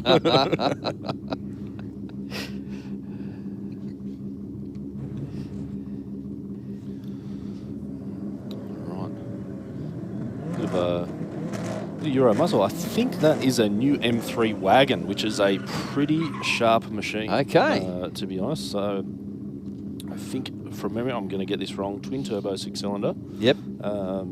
On the M3, being an estate or a wagon, as we would call it locally.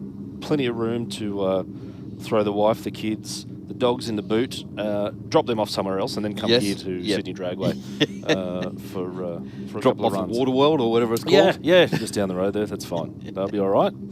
Do a couple of laps. They've got some bragging rights for your friends, and you can take everyone home in the family wagon. Fellas, got some bad news. What's that, mate? Well, Benji's already gone to 18001. Okay. Looks like... Oh, sorry, Stu, just quickly. A 1018 at 137 for that M3 wagon. So if that's not a fast family car, I don't know what is. Congratulations to the owner. What? That gets the kids to Macca's quick, doesn't it? That's it there. Yeah, that is a spicy drive-through run. And here's the sedan version coming through, followed by the FD RX-7. Yeah.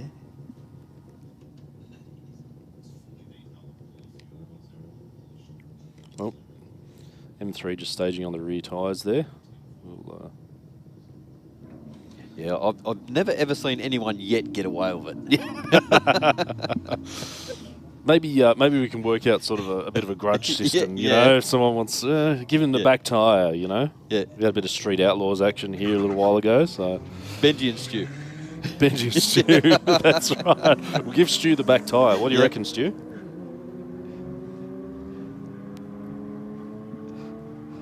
Yeah, I like the sound of that. So I was just putting my jacket on. It's actually got pretty cool out here at the moment. Okay, temperature's coming down. Temperature has come down a fair bit, just quietly. Turbo engines are going to appreciate that. Yeah, they're going to love it. Yep. Just means horsepower. Yep. Talking to turbo engines. Oof. Here comes Benj. This comes Benji in their mighty Yaris. Are you nervous, Stu? I'm very, very nervous, just quietly. Okay. I reckon, you know what? Pat, there's one thing about me and commentary. and Mark and Steve will back me up on this. If anybody can put commentator's curse on a vehicle, it is me. I am the king of commentator's curse. Are you just hoping that Benji's not going to run faster So, than an 18.01 I'm just going to go right talk him up. All right, so the little 1.5 litre Toyota Yaris.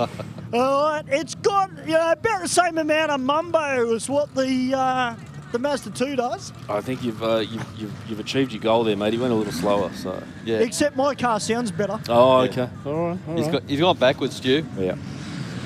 18.1. Yeah, okay. I'm safe. He's going to be shy of a 17 tonight, I can tell you. And I don't know who's more nervous, Benji or myself. You know what? I might have to bring the rocket back out and have another crack down the drag strip. I think you better. It's got to happen. Yeah, I reckon I should. I should. You know what? Keep Steve away I'll get it from him. serviced and then I'll come out.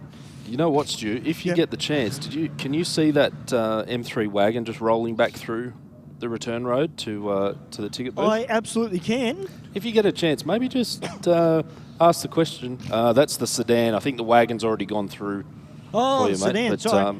might as well ask that gentleman what's done to his car, and then we can maybe find the wagon and see how far from standard that is, because I'll that find 10-second out. car is Hey, moving. mate, how you going? Hey, listen, you BMW drivers, right? Last week, all you guys were out.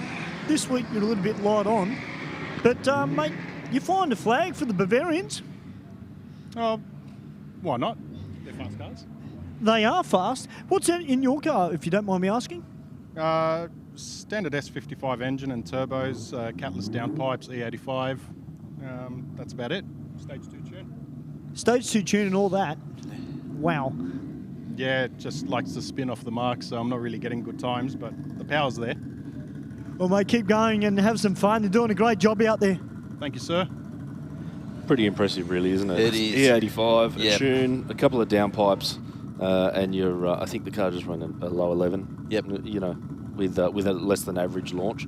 That's pretty impressive. And the wagon, deep in the tents. Yeah.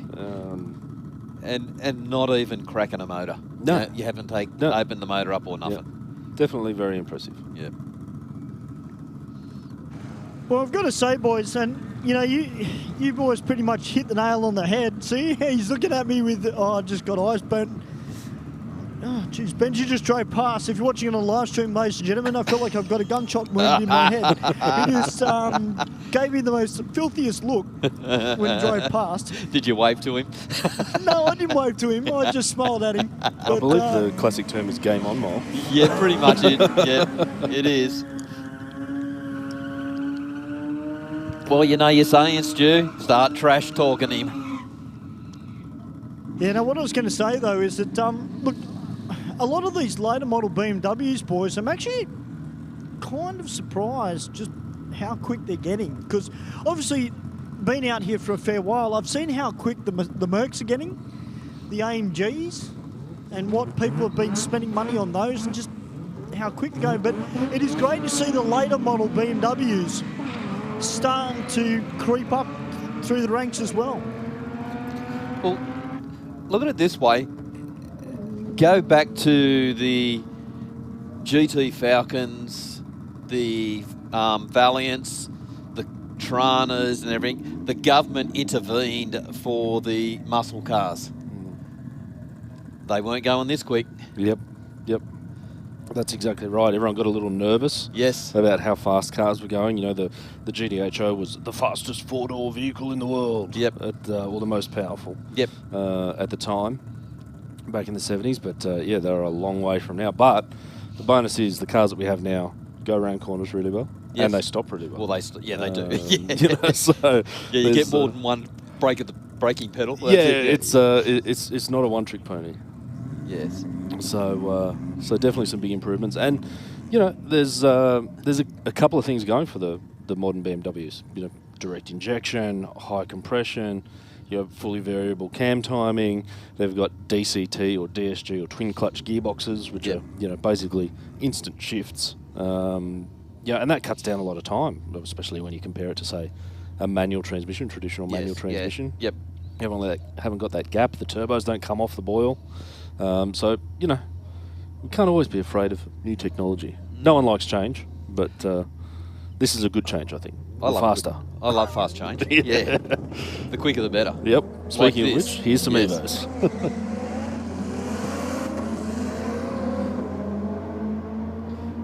And are we going to see a full pass? No, another...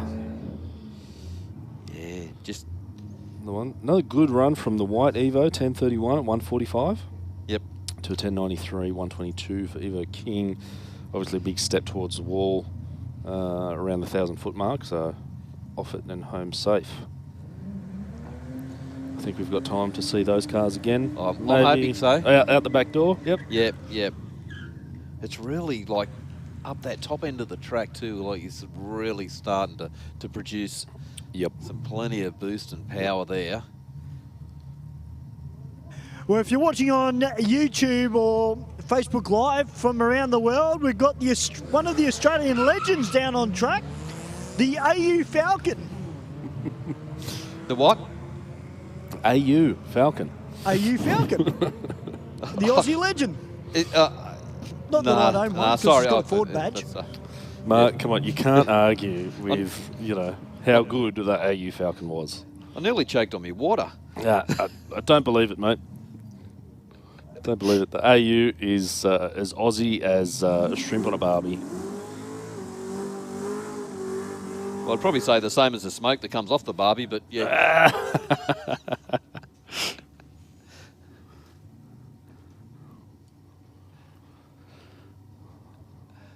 Another classic Falcon here. Pac-Man back at the line. Yeah, it's definitely producing some good numbers. I think so. What seems like a pretty basic combo is really working, which is great. And speaking of popular Falcons, the XD, XE, XF, that's really coming up lately as well, right? It's starting to see a lot more of them, you know, in that resto mod sort of stage. Oh, this Falcon's got a bit of smoke coming out of it, fellas. Not ideal, but 11.0 at 1:15. That is a PB tonight. 1.5 60 foot. Fingers crossed, nothing too sinister in the back end. Well, we do have the track crew going down just to have a bit of a look down there. Now, Pat, do you see what I mean when I say commentator's curse? Yeah, come on, mate. You see what I mean? I give the Fords a rap, and then that happens. I'm trying to sit on the fence here. That, Mark's pushing me off. So. Oh, no, that's all right. Mark's dealt, you know, he's worked with me for a long time, as has the Bushman. Yeah. It doesn't matter whether it's competition racing or race for real. Absolutely. People don't like me talking them up. It's that evil power, Stu. Now, listen, I just went through some of the comments on the live stream, and there's one gentleman that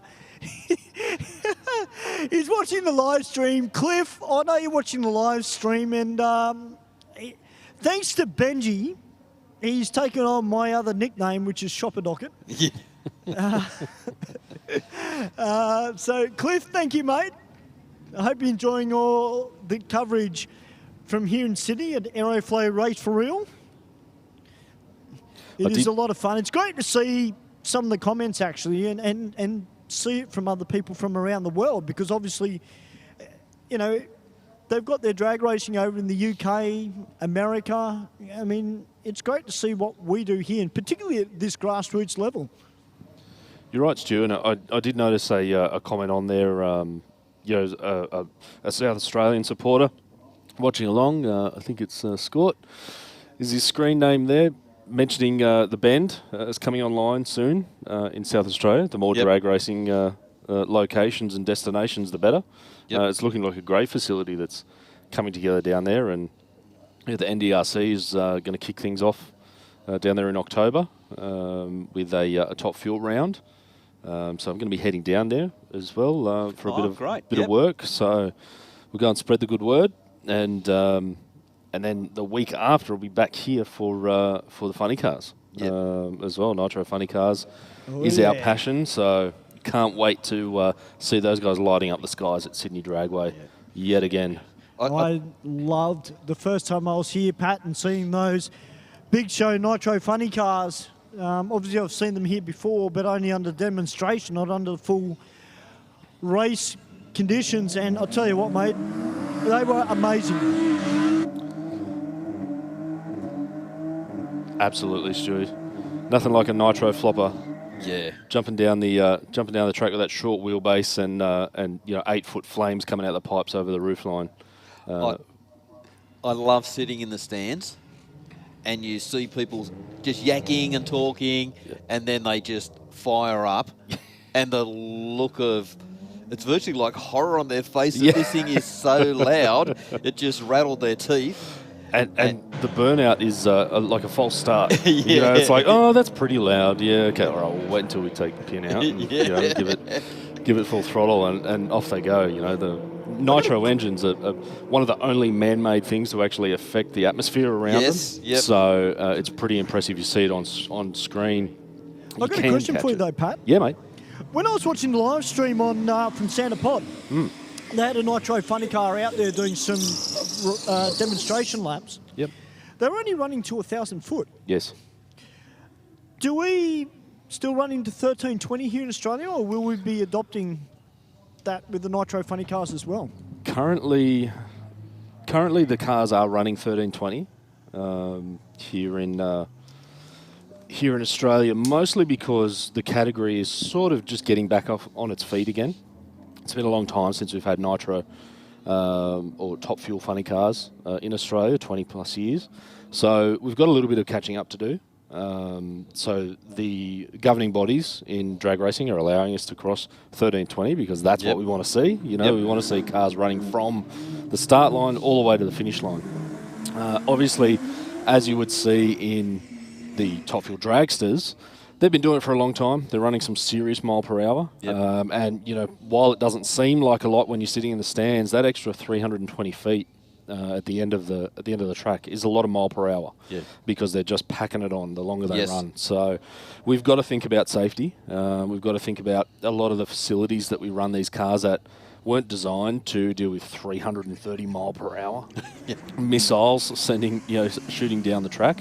And you know, the engines in the funny cars are the same as the ones that are in the dragsters. Obviously, they have a much shorter wheelbase. They have a lot less aero, so they've got to make considerations for that when it comes to the clutch and the amount of power that they put down. But they're going to head towards the same mile per hour. So, excuse me, there might be a change coming from that point of view, but we'd all really like to see candles lit for 1320.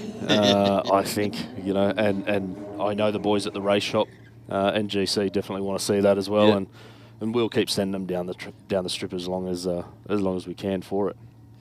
Yeah, like, you know, late night, 8 o'clock, 9 o'clock, one of those things, full noise, crossing the line. There's nothing like it. And not many people get the privilege of being at the big end of the track. To see that happen.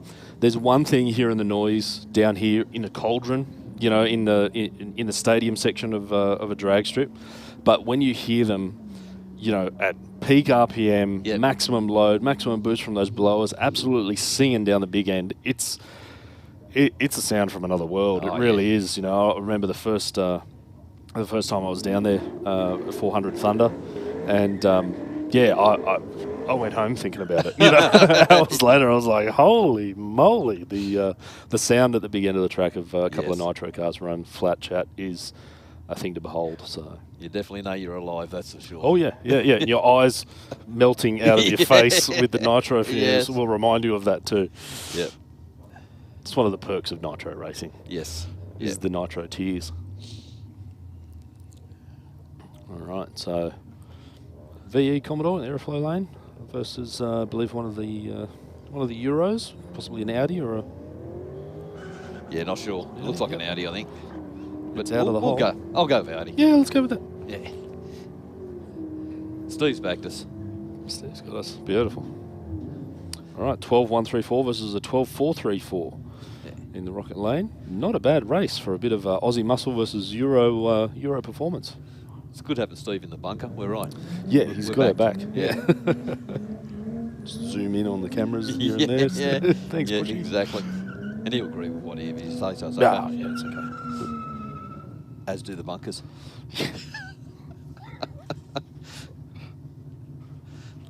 All right. Ford versus Holden, Mustang versus Commodore, rather than Falcon versus Commodore. So he comes out on top.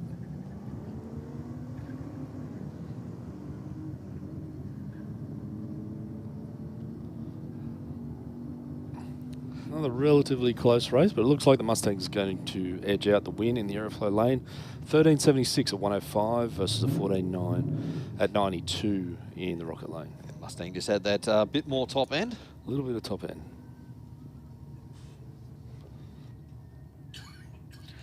We've got the VZ Commodore up against the Nissan.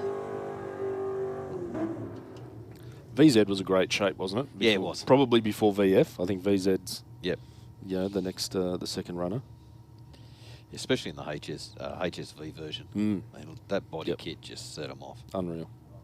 Yeah, I've got a VX, and every time I see a VZ, I sort of go, ah, one of those. But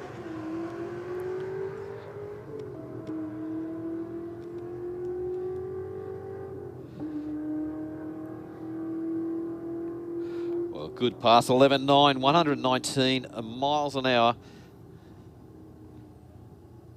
And to 19.8 at 69 miles an hour. Got to say, props for the consistency from the Nissan tonight. Just about every run, I think, has been thereabouts. Okay, which, perfect. You know, he's at it. He's having another crack. It's good to see. Perfect bracket car. Yeah, absolutely.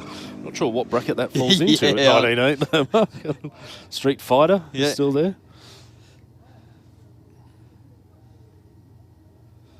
Okay, Commodore Ute up against the sedan.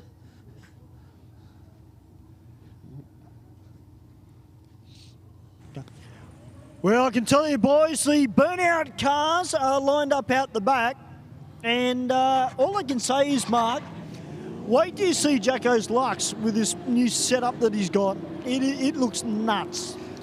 Mate, I haven't seen so much plumbing work in my life. It has got pipes going everywhere. It looks very impressive. No doubt it's going to put on a show for the crowd. Yes, indeed. Well, I can tell you we've got 4 burnout cars, actually possibly 5 burnout cars that I can see sitting out the back. Oh, that's great, Stu. So we'll see them out a little bit later. Cannot wait. Of course, we all love our burnouts here at Sydney Dragway, and I know a lot of people that watch the live stream love watching the burnouts as well. Yes, indeed. And of course, last week, if you weren't here, we had Mad Mick Brasher, who was floating around. He had his VL Commodore out here with the 2J in it. Yeah, that a friend of his was driving. That was one tough VL. I think you might find there's a gentleman standing at the front of lane number 4, Stu, that might be responsible for some of Mick Brasher's VL shenanigans. Yeah, Little. Wayne, yeah, Wayne's down there. He's obviously a common sight here at the Dragway, a great supporter. And good for a yarn. Yeah. He's also got a pretty tough car in his own right. He does. He does have a. He's got a Statesman, doesn't he? Yeah, a Statesman with a blower. 671 or 871 out the bonnet. Good bit of fun.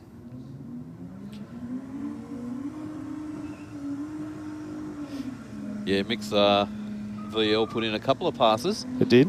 Yeah, not too bad. Yeah. And then it put one last pass in.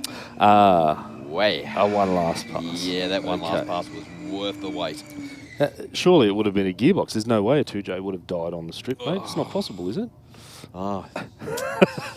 Ask a 2J fan, they'll tell you it's not possible. God's motor can't expire on the track. No, it just an absolute cracking pass. Yeah. Yeah. Top of my head. Steve, you remember what it was? 100 and... Yeah, something, yeah. Oh, of course. So it did one last pass because it was just too fast. Oh. I think that's probably what it was, yeah. I never ever thought of that was the reason. But yeah, it was a crack of a pass. Huge burnout. Wow. I mean, that's what we know Mick for, right? Yeah, it is, yeah. just have to try and tell him, don't get the tyres off the car when you try and drag race it, Mick. Save that for the burnout pack. Well, I just got told by Glenn from Red Devil Skid Vids, we've actually got 6 burnout cars today. Oh, sensational. I've been told. Burnout cars. Good showing for a Wednesday night. Of course, Glenn is one of our officials here at Sydney Dragway as well, but tonight he's doing some filming for his YouTube channel, Red Devil Skid Vids. That's a bit of a mouthful, Glenn. You should have simplified that, but, you know, you're lucky I'm an ex-radio presenter, so, you know. He knew that you had a, had it under control, Stu. Well, I do my best. I do my best, but nah, in all seriousness, he's a great supporter of the burnout community. Now, I've got this driver down here quickly. I'm going to try and get a quick word with him, just quickly if I could. Yo, mate, how you going? Mate, just quickly, what's been done to your Beamer?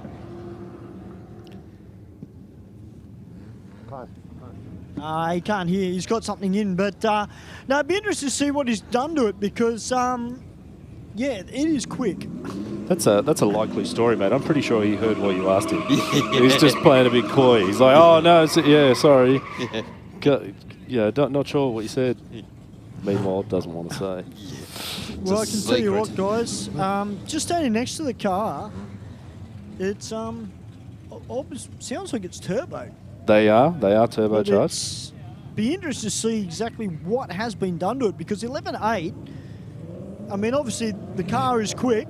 There's no doubt about it. But I'm interested. I mean, as we said earlier, the BMWs have just gone ballistic. All these late model cars, and so most of all, Pat. And Mark will back me up on this. He knows I love wagons in drag racing. I truly believe they're a great platform for a drag car. It's hard to beat a long roof, mate. Yeah. Aerodynamics. Well, Stu, that Beamer run a 10. I think it was 10-1? Yeah, I think it was like 10-18 or something like that. Yeah. It was moving, mate. Well, I'll tell you what, it's the way it hooks up. I mean, it's got big, massive rubber on it as well. It's yeah, I mean, I would hate to think how much money the gentleman has put into the car, but does a great job out there. It's great to see the guys.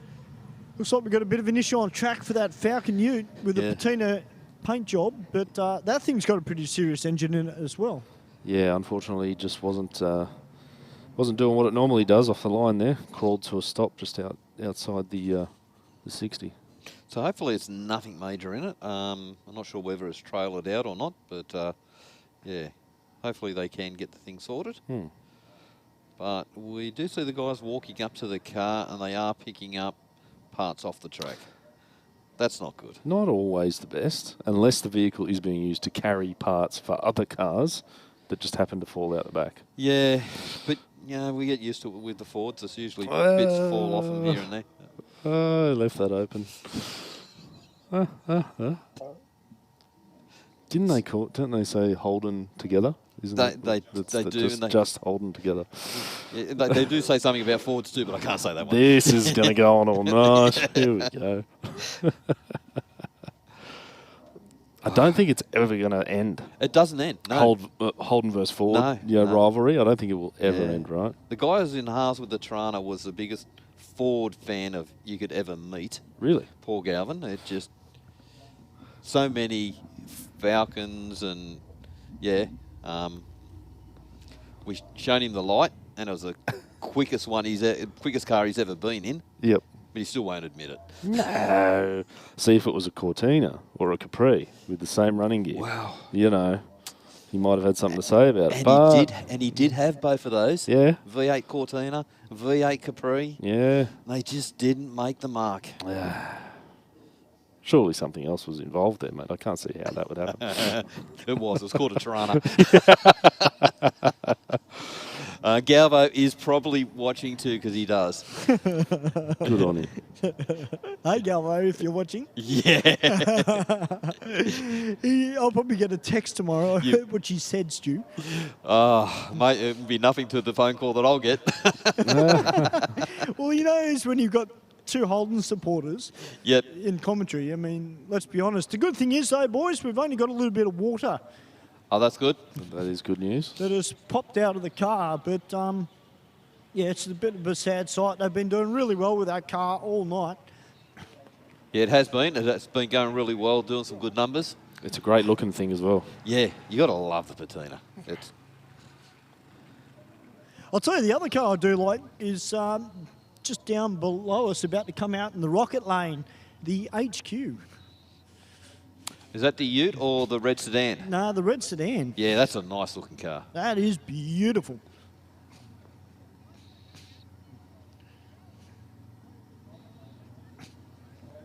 How did the track go, Stu? Much down on the track? Nah, it's only what looks like just a bit of water, guys, so we're just got to get that mopped up. It's just coming out of this, dripping out of this car at the moment. So the boys, our track crew are down here, they'll get that cleaned up. And Tara. So, yeah, thankfully it's not oil. That's Good thing is, too, the driver realised something was wrong, shut it down early and minimised the cleanup. So good credit to the driver. Yeah, absolutely.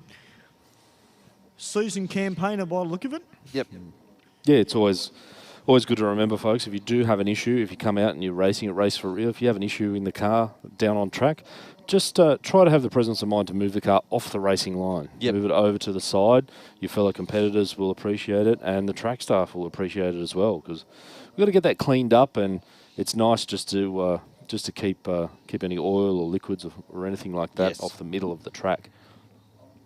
Obviously, if you're in danger, if the vehicle's on fire, if it's a real emergency, the car's still moving, your main priority is to try and get the vehicle stopped and get out of the vehicle when safe. But if it is a minor break or something you're not exactly sure what happened, just try to move over to the left or the right of the track, and that'll just help everyone get the track cleaned up a little quicker. Yeah, 100%. And like it gets a rattle or whatever, you know something's not right. That's not your car. As Pat said, get it over to the side of the track once you get it to a safe speed stop. Our track officials will be on there quick smart, and they'll let you know whether it's something to keep moving in or don't do anything else. We'll tell you from here. So, yeah. Yeah, exactly right. And even if the vehicle is still moving under its own power, but it doesn't feel quite right, still just hug that wall. Stay off the line, because you never know. It could be a transmission that's just developed a bit of a leak. Maybe a cooler hose has come off, something like that.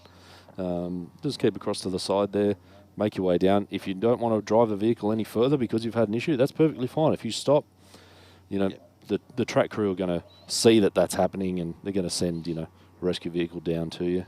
100%. And the benefits in it is, like, as Pat said, the track, but also for yourself too. Like, if there is a problem there and you're going to drive it further, you're going to create more damage. So, yeah. So our track officials, once they look at it, they'll let you know how that what's happening. There's nothing hanging out, no rods or nothing like that. Yep. Yeah, you either tow you or you're right to keep driving. Yeah, we want to see you back out here again. 100%.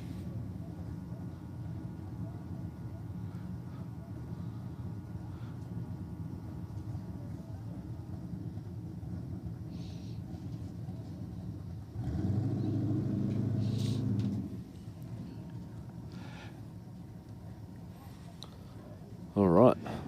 Cougar and HQ. Yep.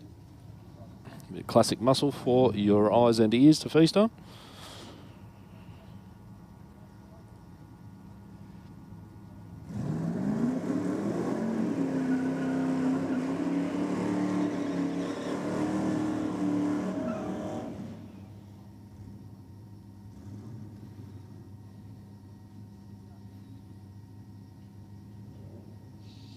Well, nice stout burnout from the Cougar.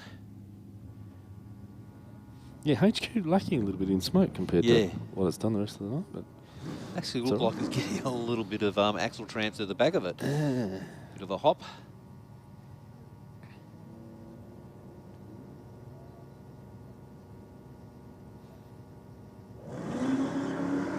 Oh, red light for the Q.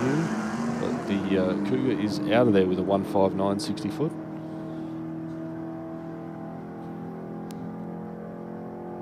Moving on to a 1094 at 124.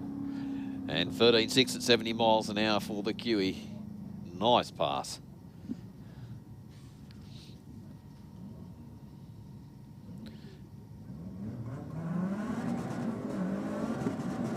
This is a little N14 Pulsar.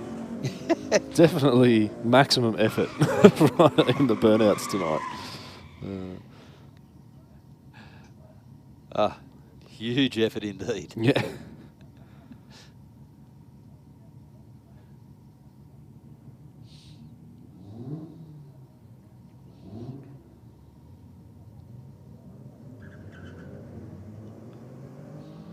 Nice launch from the VF in the rocket lane there. Pulsar is doing its best to chase it down. So 1186 at 124, just shy of 125 mile per hour for the VF in the rocket lane, and 1615 at 86 mile per hour for the Pulsar and the Aeroflow. And here comes this commentator favourite, the N3 wagon, Mark. Sounds like a machine gun on the limiter down there. It does, doesn't it? It's just totally different. It must be Benji intimidating him in the other lane, yeah, I think so. It's going to get treed by the Aris. I think that's going to be the only winner. Yeah, maybe, yeah.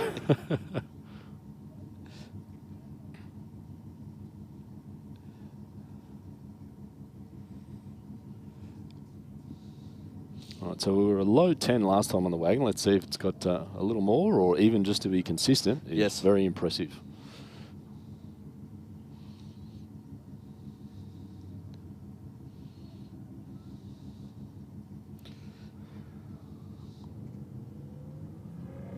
Oh, Benji. Nice reaction time from Benji with that 060. Treat him well and truly. The wagon is out with a 169 60 foot, 680 to the 8th. And a 1038 at 137, so a little slower on the ET, but in the same ballpark with a mile per hour, which is very impressive mile per hour. Oh, Benji's broken 17. Oh, Stu, hey. You are in trouble, my friend. You're kidding. Hey? 1785. Oh, you are kidding. You might as well, mate, pack a bag and leave the state. Oh, you are never going to hear the end of this. I reckon Benji's been sandbagging all night. Yeah, I did see a thing on the live chat about ripping the back seat out and spare wheel. And was that you? It was Bushy. Oh, Bushy's. Reckon he's taking some ballast out. Yeah. Bushy's done a number on you. Bushman. I reckon he didn't take the rearward tyre out of it just quietly. More to but come. to be fair, though, you two, or actually you three, his car's automatic. My car's a real car. It's got 3 pedals. Come on, Stu. So, you know. Mate, that you can't let the pocket rocket can't be held back by that, Stu. Surely not. No. Mate, that just means you've got direct power all the way. No slippage in the box. Yeah. You know now I've got to go face the music. Yeah, you're worried and about this it, but lady's you're got walking a over to camera, him. so yeah, you're walking over to him at the. When he pulls up to stop, Stu, just turn your back and walk away. It's going to be on fire. No photos, okay? No photos. No photos. Can someone document this Yeah. absolute hammering that Benji's going to give Stu? Another clean run from the familiar wagon, which has just been, Mark, you said it earlier, just absolute consistency plus. Yeah. 1240, 109. Probably slight PB on the mile per hour, I think, in that one. Yeah. Yeah, here's our mystery package GTIR. Yeah. Which I'm certain it's a GTIR, being a 2-door hatch. Yeah, I think you're right with that side of it. Unless there was some sort of like in I think the States and the UK they had Primeras. Oh, okay. Yeah. Instead of Pulsars, unless it's some variation of that, but I'm not sure.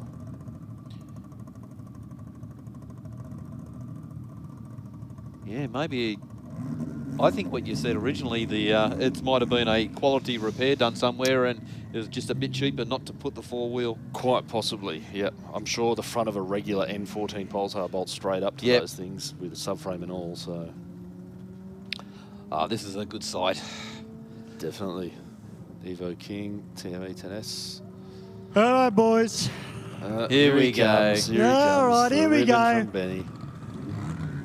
Mr. Gerard. Do you know what you just ran? No. Oh. 1785. Guess I'm quicker than your Mazda too. Yeah, you are. Congratulations, mate. Well done. I was hoping for that 17 all night. Were you expecting a 1785 though?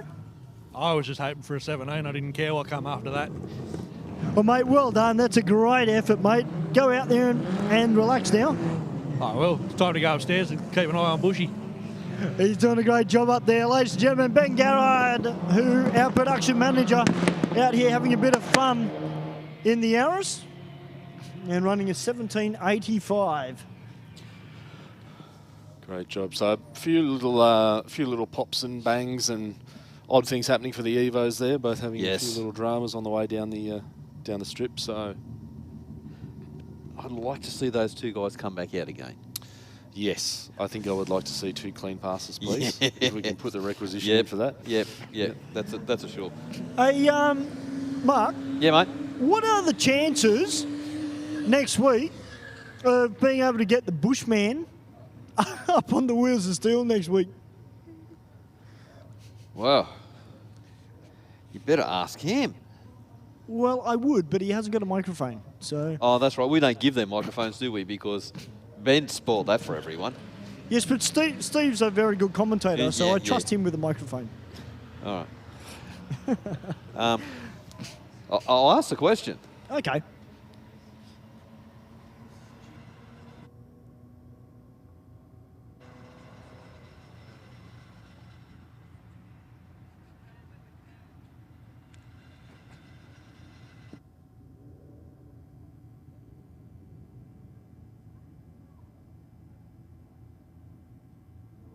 There's a lot of discussion going on, Stu. Yeah, I kind of gather some that. back and forth. We want clarification. Actually, as the new guy here, I want clarification as what do you mean by the wheels of steel at Sydney Dragway? Well, that's what we generally call it. When we used to play the music, we used to say the wheels of steel. But look, Steve Bush up there, one of our great commentators we've got here at Sydney Dragway, and a fantastic commentator in his own right. He's up there filling in for Ben tonight, bringing you all those great live pictures for our live stream and here at the track. Absolutely, he's doing a great job of that, Stu, for sure. You're saying you want him to spin some music in between. Is the dulcet tones of myself and Mark not enough for your ears through the night? Yeah, well, you know, I'm quite happy for Steve to be up in the box next week. Just between you guys and me. Oh, I understand. You don't want to listen to Benji. It's all a bit of fun, but, you know... Well, I think it's a bit harsh that he not only went faster than you, but you had to tell him how much faster you went. I know. Yeah, mate, you're a better man than me. I don't think I would have told him. I would have told him he run a 19. Yeah. No, it's all good fun. Look, and that just goes to show you, ladies and gentlemen, you don't have to have a super fast car. Doesn't have to be a V8. Doesn't have to be a quick 6 or a turbo 6. You can have a naturally aspirated 4-cylinder, just your daily driver. You can bring it out and have a lot of fun, and there you go. You're setting yourself some PBs. 100% right there, Stu. That's exactly it. You race yourself and have a heap of fun in the meantime. Yep. And you get some bragging rights for your mates if they also drive similar vehicles. Yep. You get to tell them that they run a 17.8. Yeah. Just twist that knife a little deeper there, mate. Sorry, mate. I'm still a bit sensitive, are we?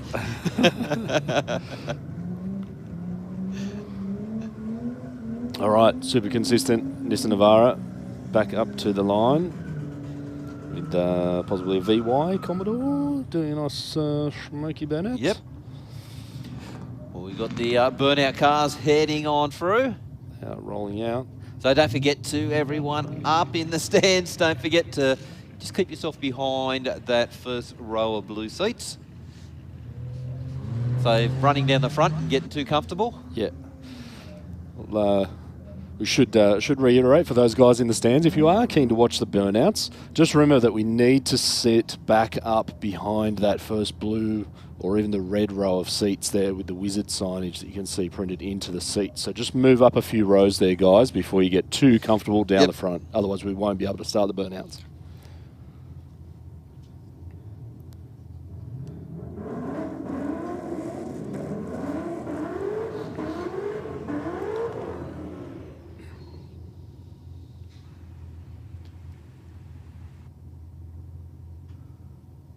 Commodore versus Commodore. Previous versus later generation there as well. You've got VZ versus VE, possibly Series 1. Such a difference in those cars, isn't it? Yeah, there is. Yep. Yeah, definitely. There was no just little facelift there. It was just a revamp. No, that's complete revamp. The Zeta platform, from memory, was what they brought with the VE, which was supposed to be the global platform for all the GM rear-wheel drive vehicles. Camaro ran the same platform, but it was sort of a bit of an odd time in motoring sort of the landscape of the OEM manufacturers being right around the GFC. Yes. There was a lot of plans that got cancelled when there was the global financial crisis. So, yeah, luckily enough though, it thrived here in Australia, and we got the VE Series 2s and E3s, and obviously the VF after that. But yeah, the platform didn't go as far as it was originally designed to in the States. It looks like this might be the last runner. It's Eden from Area 51, his Nitrous Caprice. Yep, just packing up all the stuff down on the line. And Eden goes for an 11.72 at 127. So guys, yeah, just good to see everyone has got themselves sorted over in the stands. Burnout cars are slowly making their way down. Stu is just making his way over to the Burnout. Yep, he's got his limiter finger ready to go. Oh, I'm pumped, mate. I'll tell you what, guys, coming up in a few weeks' time here at Sydney Dragway, we've got Aeroflow Race for real on the Wednesday. And then on the Thursday, we've got Tyre Thrashing Thursday. It's a dedicated burnout event. So if you love your burnouts, guys, make sure you get out for that one. It's going to be a great event. Now, Pat, of course, I've been love the burnouts. Yes. As much as I love racing, I just love motorsport. I don't care what it is. I just love motorsport. But I've been saying for a couple of years that in the modified class, which is the mid-class, in burnouts, there's one guy that I've been keeping an eye on for a fair while. His name is Jacko. Jacko. And he's out here tonight with Jacko's Lux. Ooh. This guy is getting better and better every time I see him come out. And, you know, we're in the judging side of things, and it's very... I wouldn't want to be a judge for burnouts, plain and simple. No, I don't think I would either. It's the level of presentation of the vehicles, the level of driver ability is just getting stronger and stronger every year. And it's all these grassroots events like Aeroflow Race for Real, our Tyre Thrashing Thursdays. It's these events where these young guys and ladies get to come out, strut their stuff on the burnout pad, but more importantly, gain the experience so when they do enter the bigger events or regional events, I'll tell you what, they're going to take it up to some of the best in the country. You know, we're very fortunate here in Sydney that we've got one of the best burnout pads in the country. I think you're right, Stu. You know, and whether or not burnouts, versus drag racing or whatever it is exactly your cup of tea. The difficulty level is actually much higher if you want to compete. You know, it might seem on the outside just someone doing a skid, but to be able to control consistently, and guide that car around while maintaining, keeping the engine off the limiter, keeping keeping the tyres at a good speed, and really creating some smoke and entertaining the crowd. It's actually pretty tricky. You've got to juggle a few things. So the more events that we can have for guys to learn their craft, the better. We're about to have a VR ute make its way out. Certainly can't miss it, boys. It is yellow. So good thing is we hopefully we'll be able to see it through some of the smoke.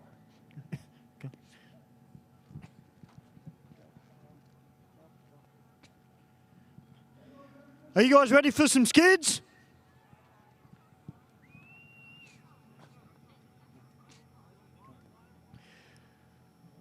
We look forward to seeing our first burnout competitor make his way out onto the Burnout Masters burnout pad here at Sydney Dragway.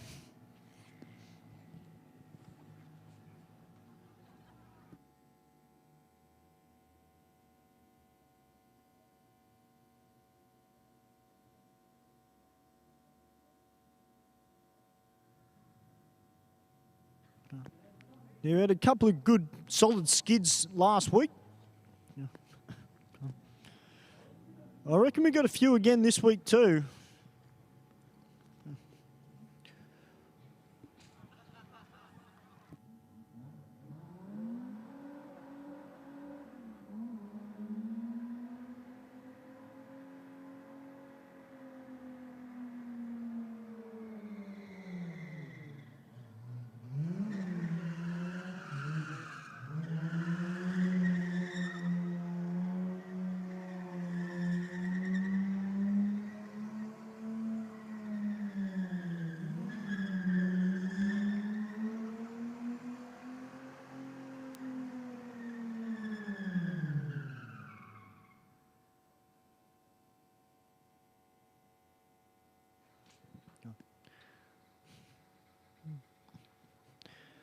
Well, let's hope you can get this refired.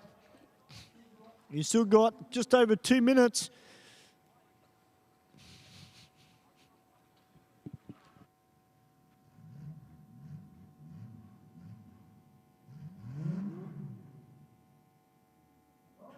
All right, Sydney, let's give him a bit of encouragement. Let's see if we can get some tyres off on this ute.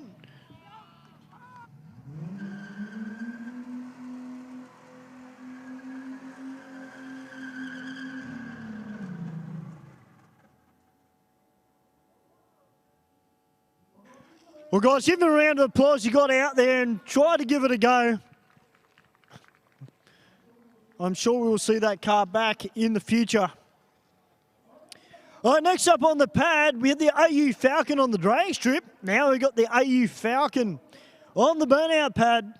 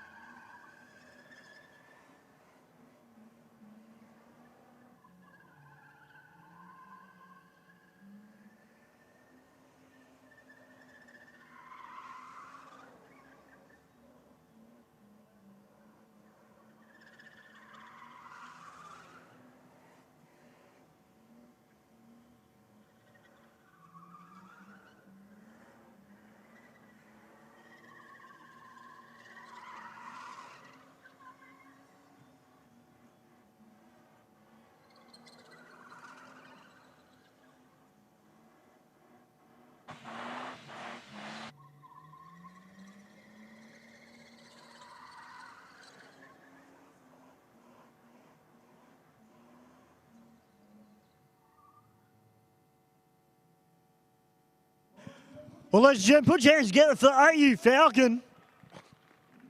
He tried desperately to get a tyre off. All right, next up, we've got the Ute.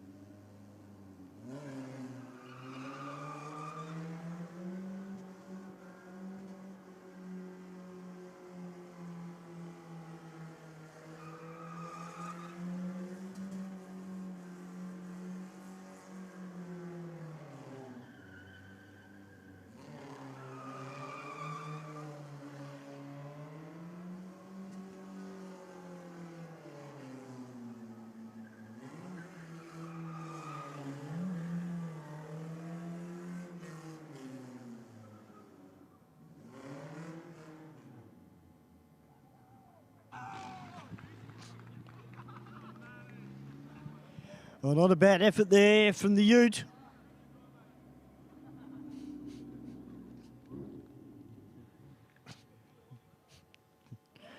All right, next up, we've got our next Ute about to make its way out.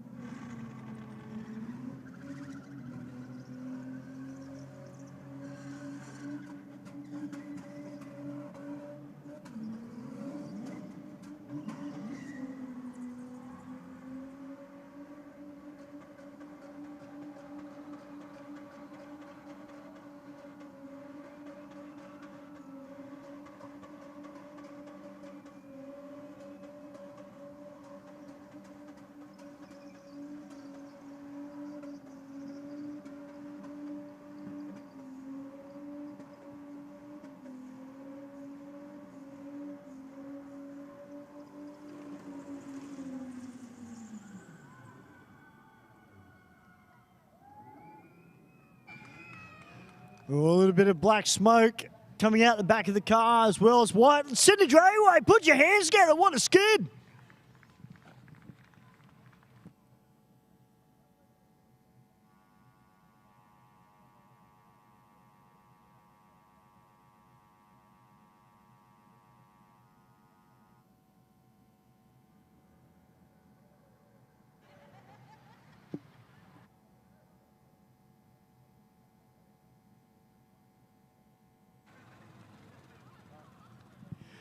Well, good stuff there from the Ringers Western Ute. Sydney Dragway makes some noise. He gets out of the car.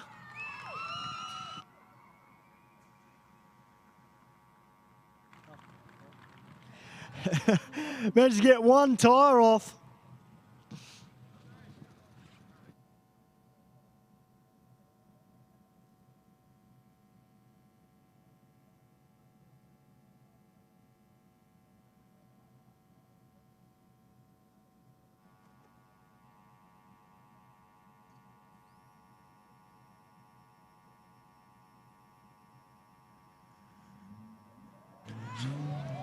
Well, ladies and gentlemen, I hope you're enjoying the skids on Facebook and the official Sydney Dragway YouTube page as well.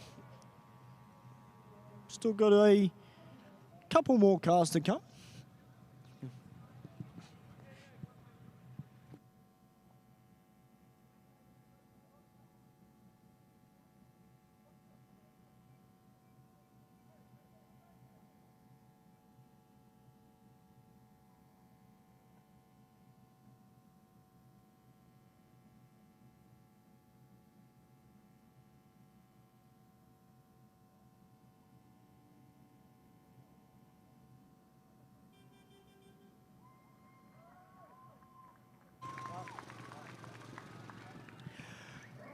All right, guys, let's get all those limited fingers up in the air because Jacko is about to come out in Jacko's Lux.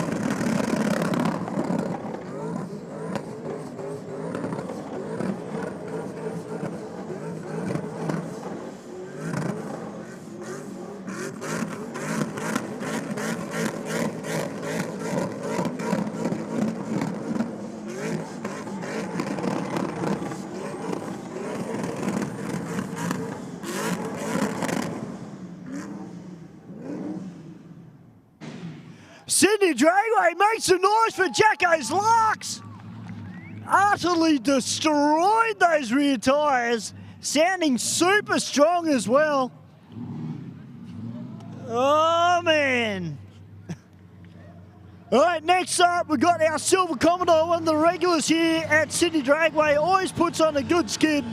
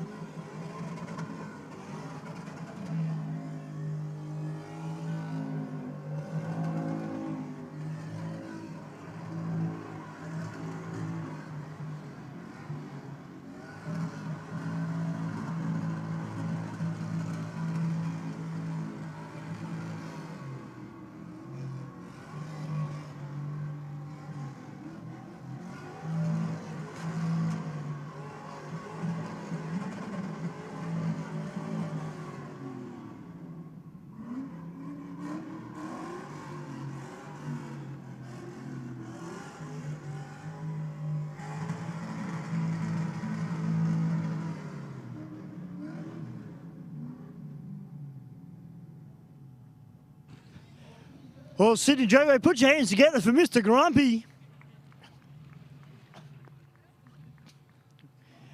Not what we really want to see. I know it looks cool, but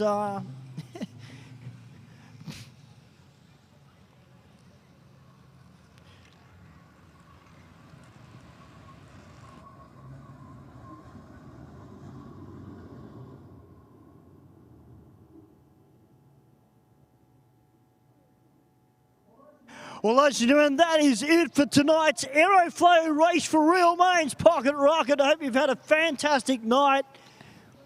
It's been a great event for those people watching on YouTube and Facebook Live. I hope you've enjoyed all the action from here in Sydney, Australia. To Pat and Mark and Steve, great job tonight, guys. Another awesome night here at the track, and we look forward to seeing you here next week. Thanks there, Stu, and to yourself and all the crew, Pat, Veg for keeping us entertained. Great runs, mate. Yeah, good work. And the Bushman himself too, doing a great job over there. So everyone have a safe trip home and have fun. Thanks for the warm welcome, Mark. And all the best to everyone out there, and hope to see you again soon. Sydney Dragway, Race for Real, presented by Aeroflow Performance.